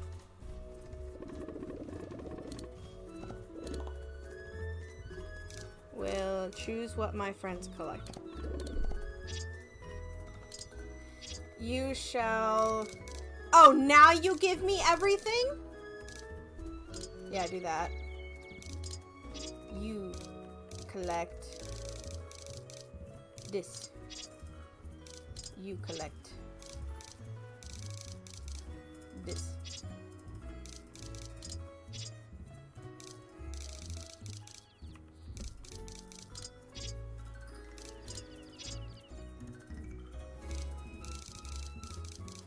Shimmer, shine, oh my.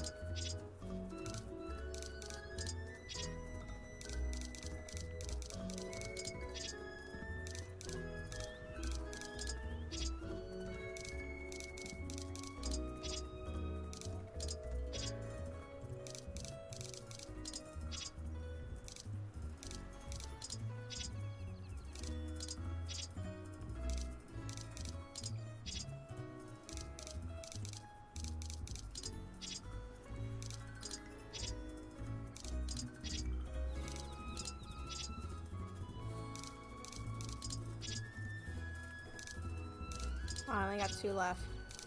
I'm not gonna... Oh, the shimmer. I think I might remember that, actually. Okay, we left off on the hearts.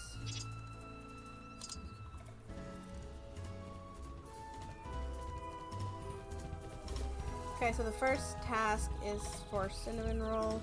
You gotta deliver that gift. Yeah, normally I do talk Riku, but I was focusing on what to give for each character to collect. And if I start talking, I'm gonna lose focus.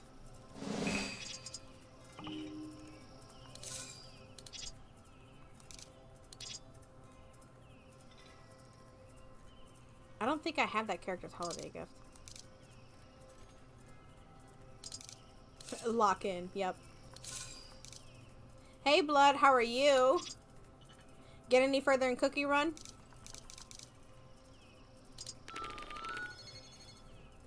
Let me get this other character in before I forget that they exist.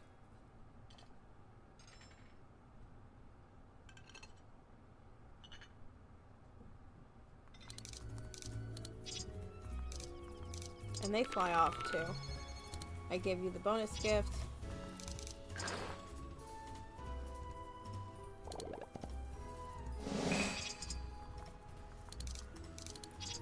Call that other character.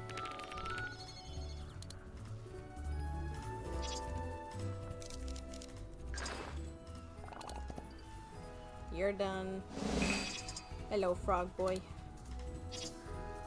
2 new special characters. You always have new characters. Are you even missing any? Okay, gift shop is done. I guess I can start doing Talk to Sweet Piano. I should not have any sidekicks, just to make sure I'm not accidentally stopping anyone else, so I can get all these side missions done. Ooh, what's in the shop? I should get another one of these. Oh, you got them all. Nice.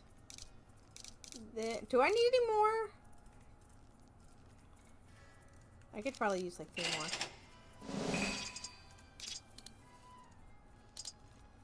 more. Ooh, I'm running out of these. Anyway, I'm supposed to talk to you. There we go. You can't talk for long? Crafty Cuties Club. I actually do like crafting.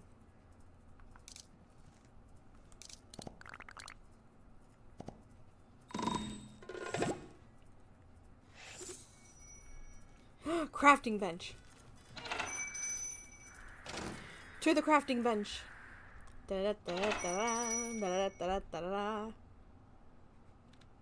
Your luck increases the more plushies you got. Is there a cap on plushies?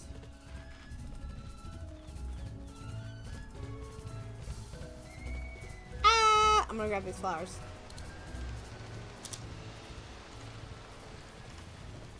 Stick.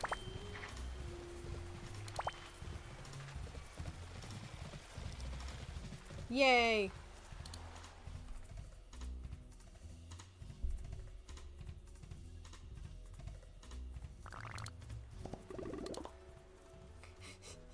My fellow crafty cutie and guest. No, I am the cutie. Ah, fee. Ooh, woolen fabric.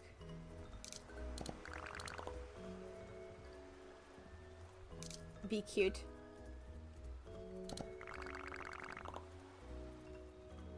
Always have cake. How is that a rule? Wool, fabric, strawberry, almond. I have these. I already have these! Ugh. Oh, I thought I already had that. Darn it. You know what?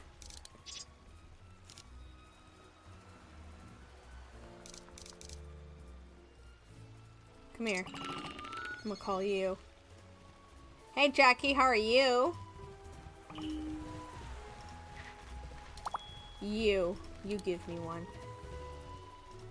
So I don't have to bake anything. Haha!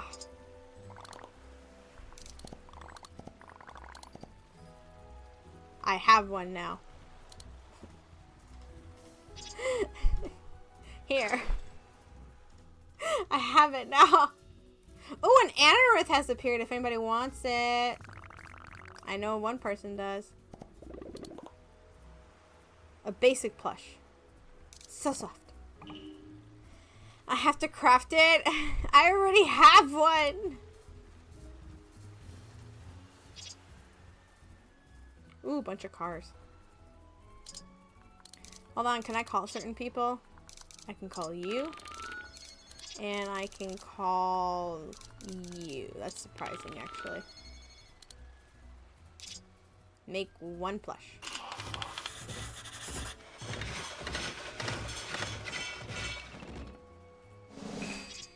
Basic plush. And I made another one.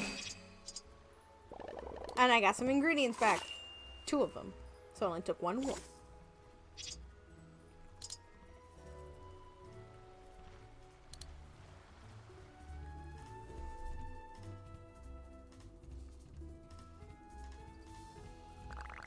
That was easy.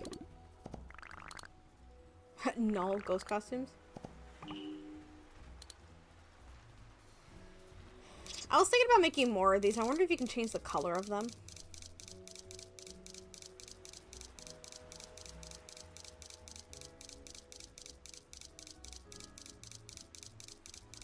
Maybe it's under clothes. There we go.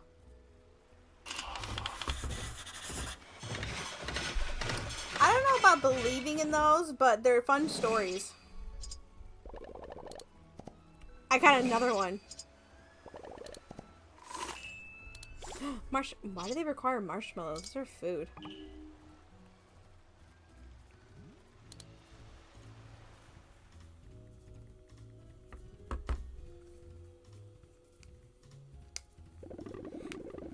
Splendid. Wow. Paint some more furniture. No! Why are we painting? Run, run, run, run, run, run, run, run, run. Oh, this will be a good time to take off this hat.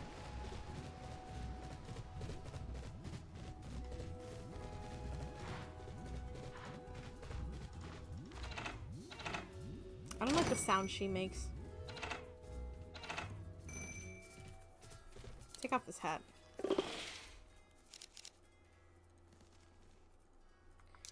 Maybe I'll wear a bow. This one? Or this one?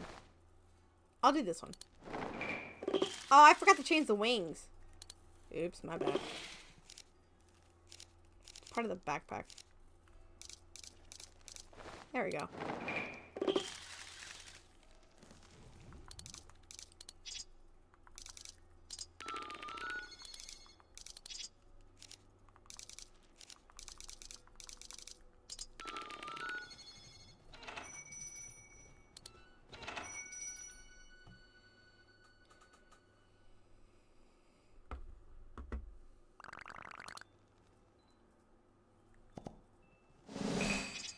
Cottage ottoman. She always wants me to customize that one in particular.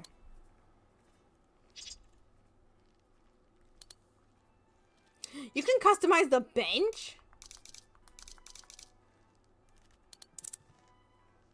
Oh wait, not that one. There's a color that I have a lot of. Yeah, there we go.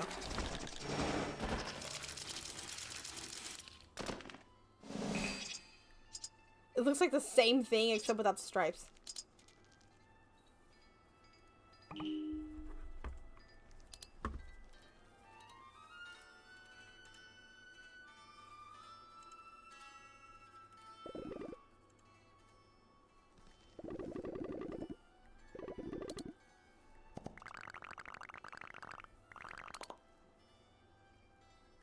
Oh wow, we're baking now.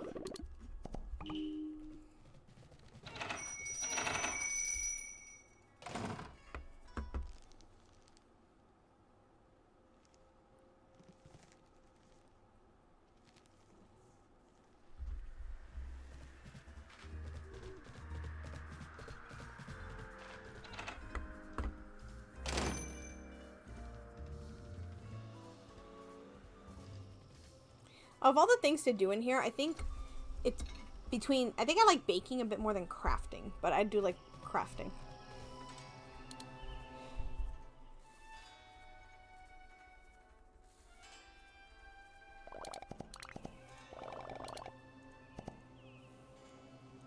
I think I was clicking too fast automatically. Secret crafting. She's always crafting.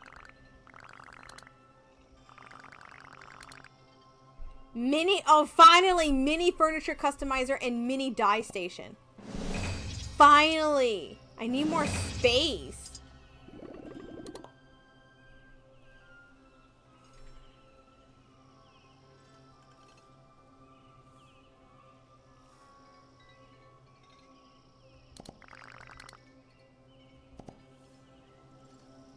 I know Scribd is happy about that. 3 specials! Oh yeah, I like having 3 of these. Oh, look at him! He's so cute! Yeah, after I just made all of that, I gotta take this. Okay, next quest. Sweet. I gotta talk to you again? Okay. Fine. My favorite mythical creature. Unicorns. Specifically alicorns, as you can tell from my outfit. I have the horn and the wings. Second favorite creature, dragons. I know. I'm awesome. Those have always been my favorite, though.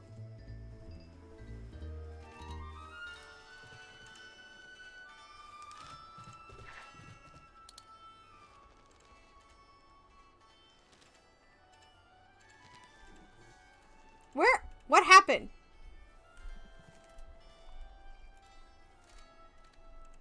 What happened? I just went into the building. I think I might have to close the game. Ooh.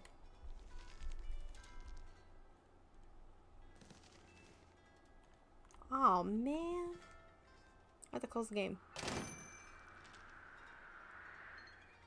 What is going on? What happened?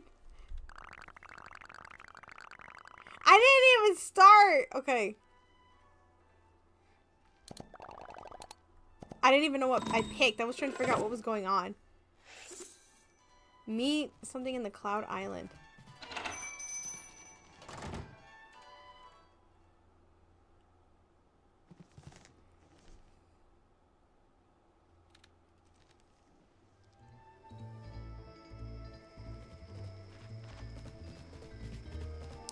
Nine-tailed foxes are cool.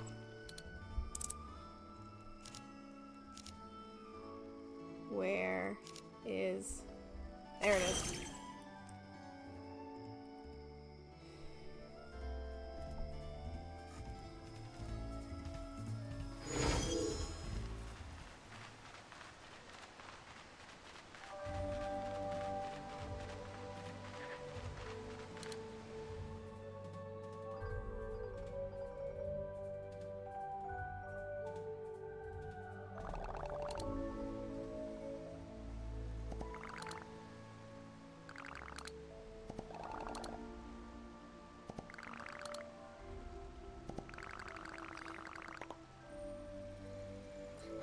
We can make it up that much. Finding star shapes is harder than cloud shapes.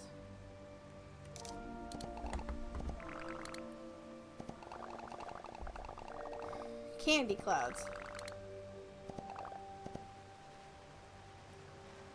Ooh, where'd he go?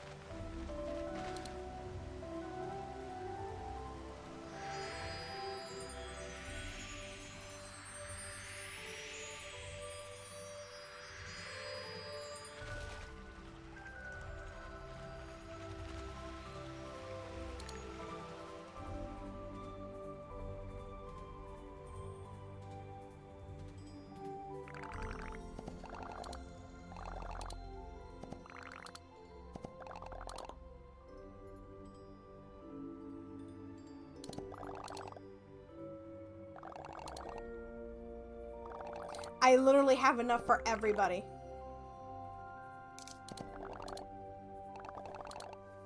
I literally still have enough for everybody. No, I have enough! I literally have enough for everybody. I have 25. I have more than 25. Don't make me make these. Don't make me make these. Dang it. I hate you.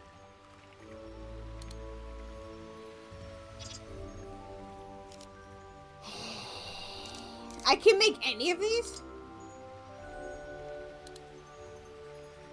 12, I need 13. I think. I have so many.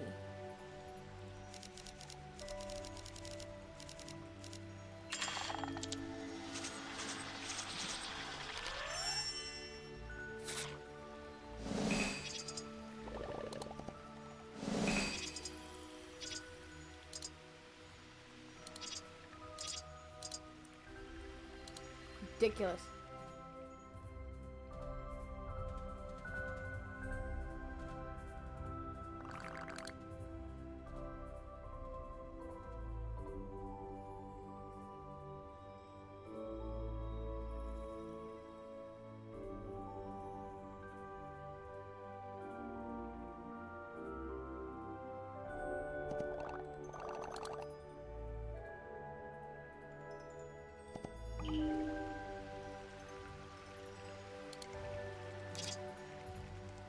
Only 2 of them?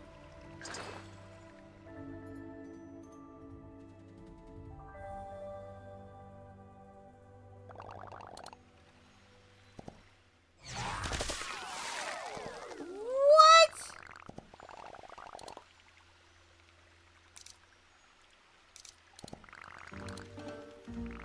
Is everybody gonna get stuck?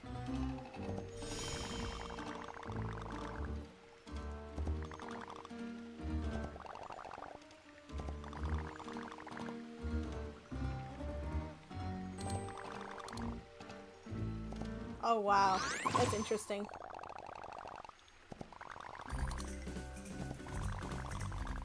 Especially if it means I get candy.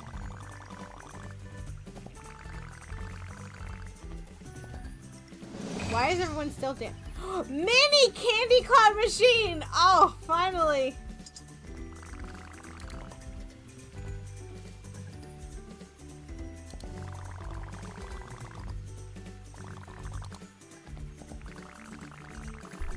It makes them regular size.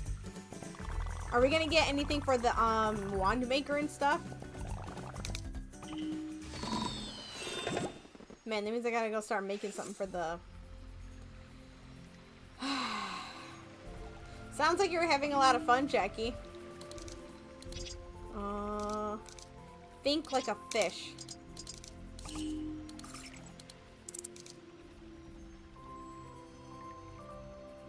Let me... Since they're here...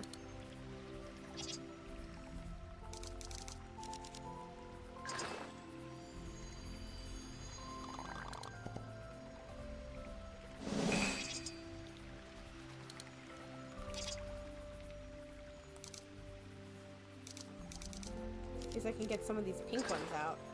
I don't know how I ended up with so much food. I'm still trying to work to like get them out.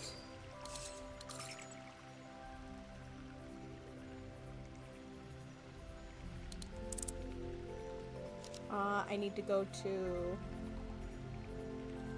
Bat's Mirror, that's what it was.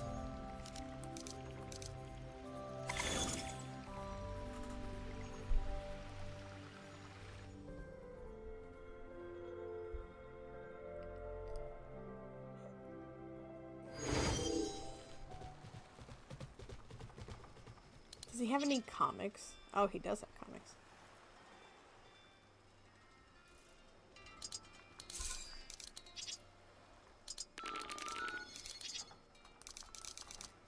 I want tuxedo stamps so I can buy some more.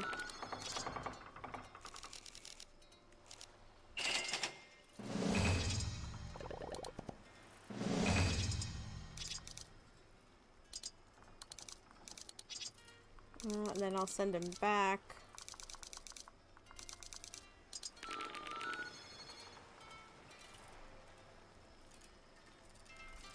There we go.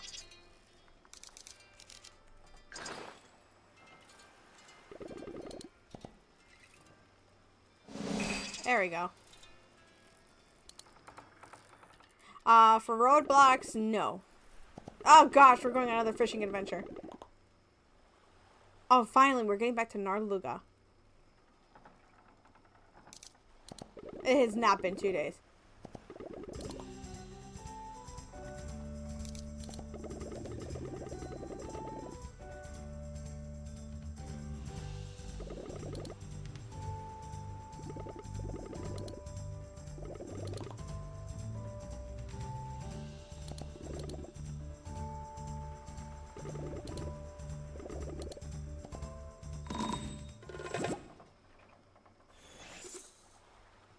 Where'd he go? Oh, okay, he's going this way. Somewhere. Where is he on the map? Oh, he's all the way over there.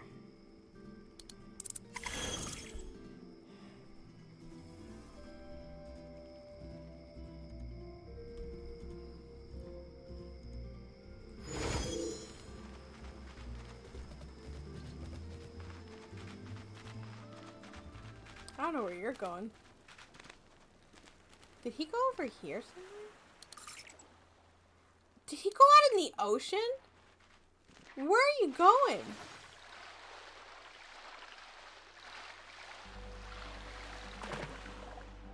Is he under? Oh, he's under.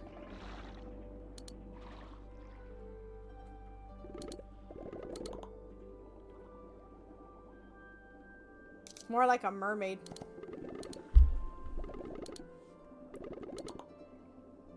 Eat bait, use their gills.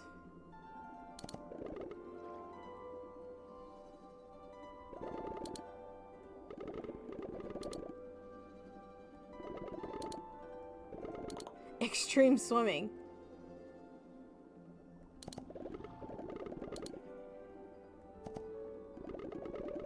Oh, okay. Get a bronze. Here we go.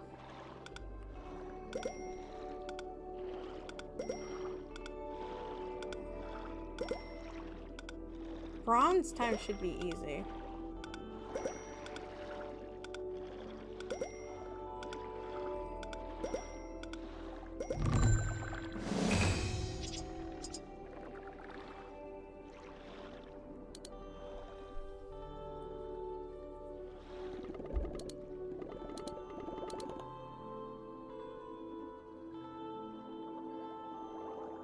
I am speed. Collect us stuff like sea floor.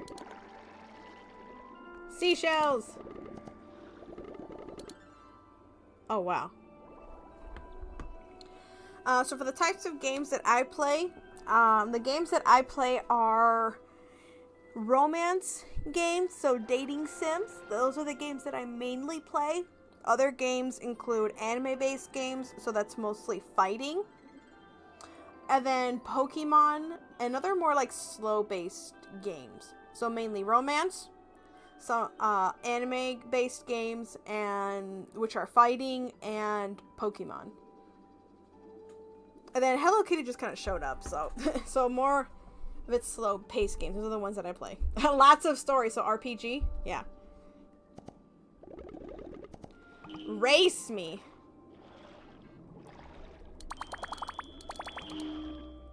Aw, man, I clicked him.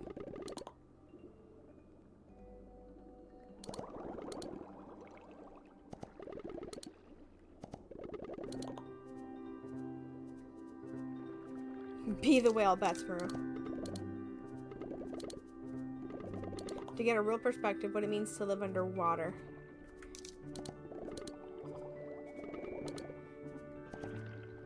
I want to finish collecting everything that was here. Ding, ding, ding. Talk to Hunky Odon. We have an ad break coming on in about 3 minutes. Leaving the ad on does help support the stream. Supporting the stream in any other way includes the Ko-fi down below, which you can buy a hot chocolate or use any of the services I have, like beta reading services or writing services where I write a story for you, or using your Amazon Prime. There it is.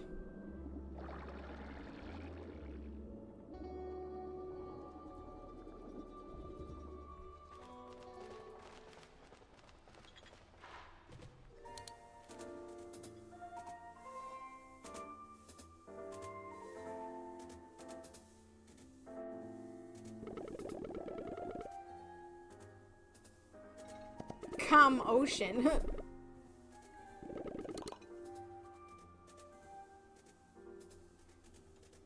Wow, direct. Bring me with questions. Why the sudden interest? Fish called glimmering narluga.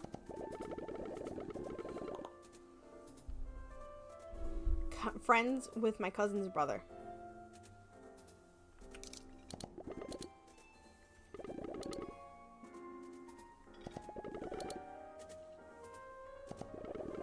If you want to think it like narluga, let me see if I can give you some finspiration. Why did the fish cross the ocean? To get to the other side. Close, to get to its school.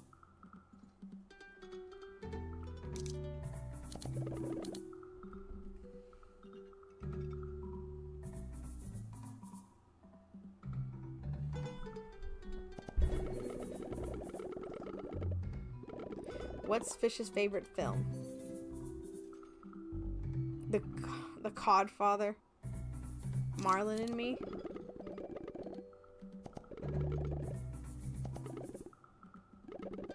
Water balloon doesn't work on a fish, right? It's already wet.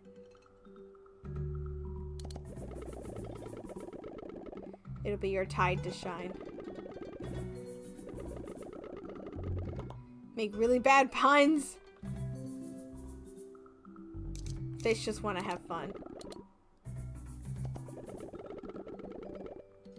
Opportunity to help. I gotta keep following him?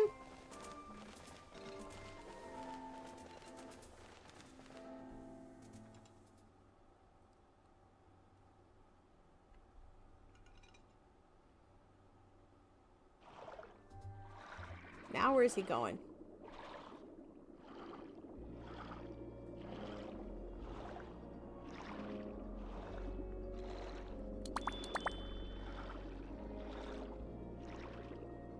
Ooh, comic.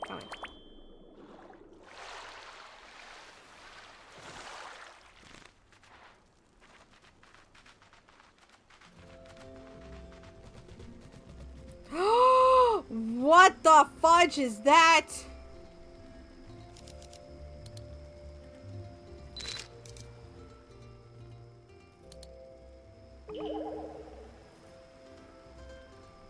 What was that?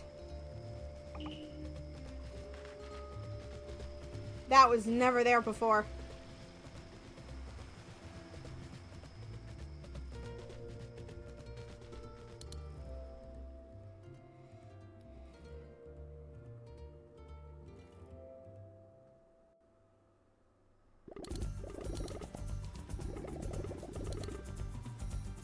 You will have a tank so cool.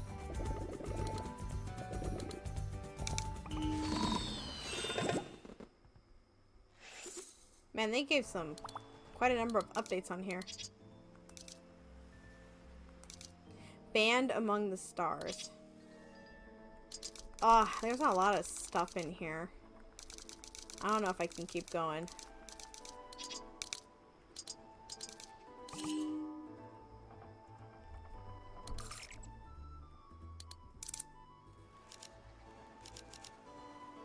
Yeah, I think this is going to be a whole stream in and of itself.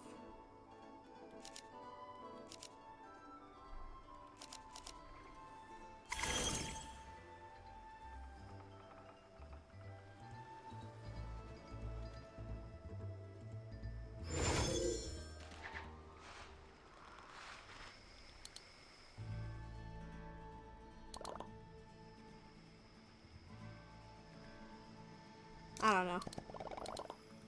Picnic on the moon?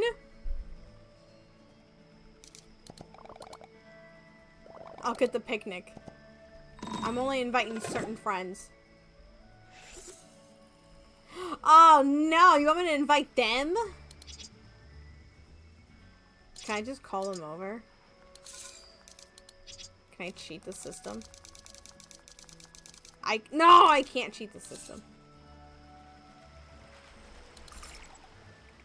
Oh, they're all over the place? Darn it.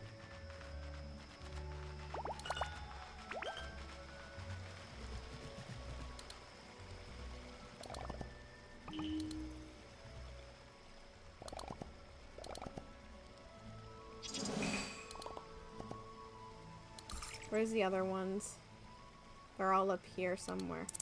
Oh, wait, no, there's another one down here at the bottom. Whee!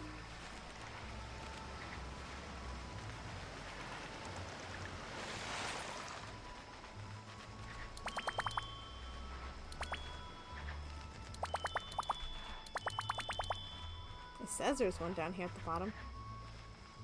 Somewhere.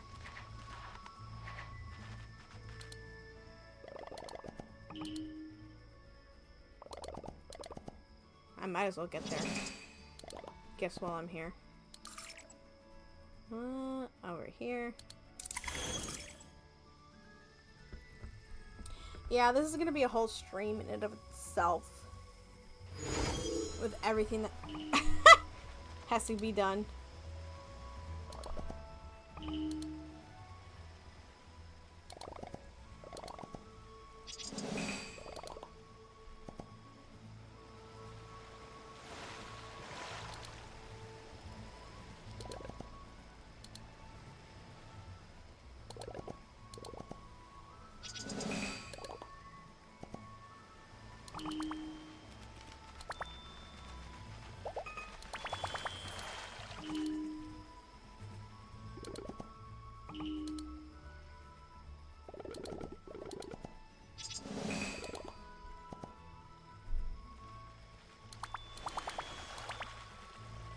I'm gonna save real quick.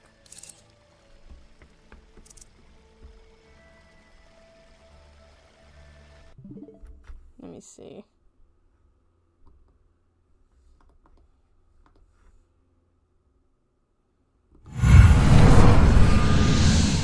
Yeah, I think this, because of all the tasks and then everything else, I don't know, I think it's gonna be a stream in and of itself. Yeah, and I feel like I need a break. I can't really sit much longer. I need a rest. Especially with, like, my voice and everything.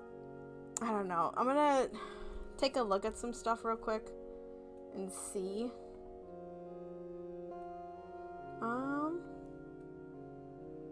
Yeah. I think I'm just gonna see who I can raid right now.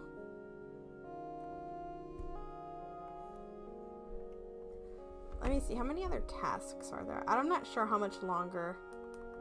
Yeah, there's like a lot of things to actually do. Making cabins and stuff. Yeah, it's actually gonna take a while.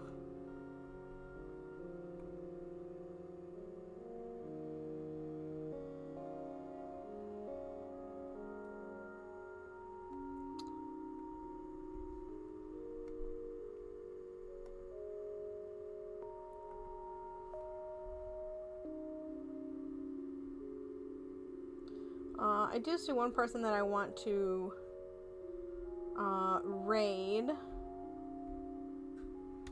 Let me see if there's anyone else, though.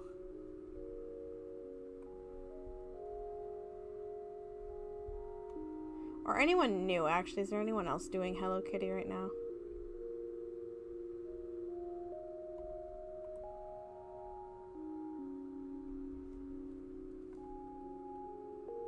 Ooh, a Drumpa.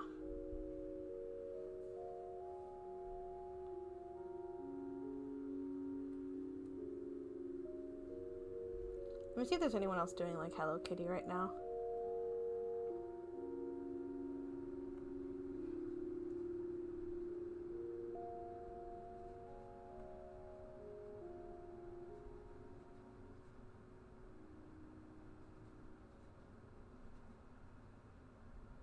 I see someone else playing. It looks like it's their first time playing, though.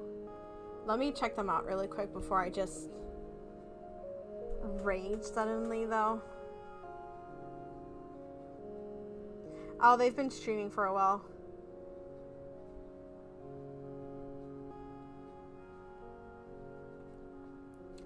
I really do appreciate everyone joining me today, though, with like the reading and then doing Hello Kitty afterwards. I wish you could have done Hello Kitty a little bit longer to like ease out and whatnot.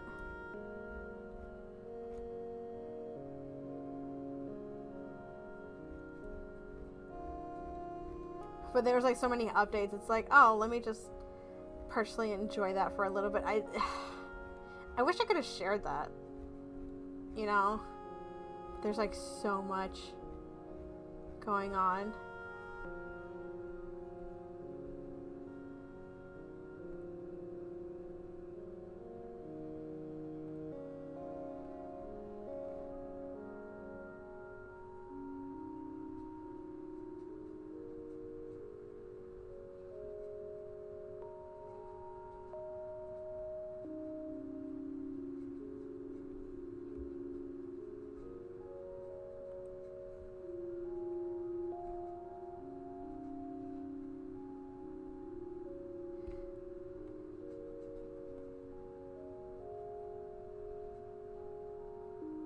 So I'm trying to choose between like a couple of artists.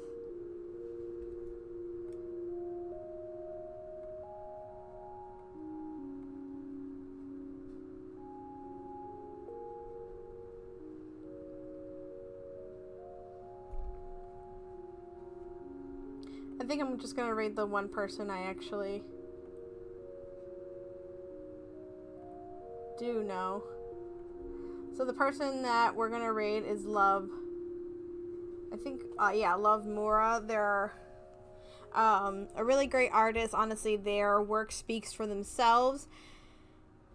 They've been doing art for a really long time. They can do male models, or they can do female characters.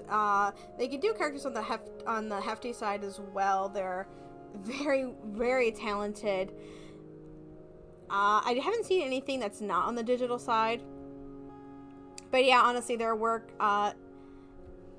says everything for themselves. So let's go ahead and show them some love while we raid on over.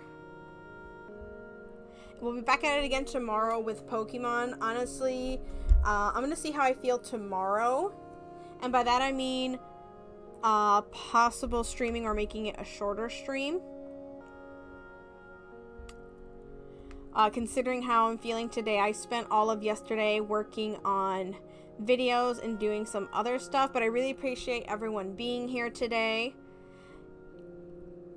I'm trying to get like all my setup over here. But yes, otherwise I appreciate all of my little sparkles. So get your broomstick. I hope you remember your spells and have your potions ready. And I'll see everyone on the other side. Bye bye.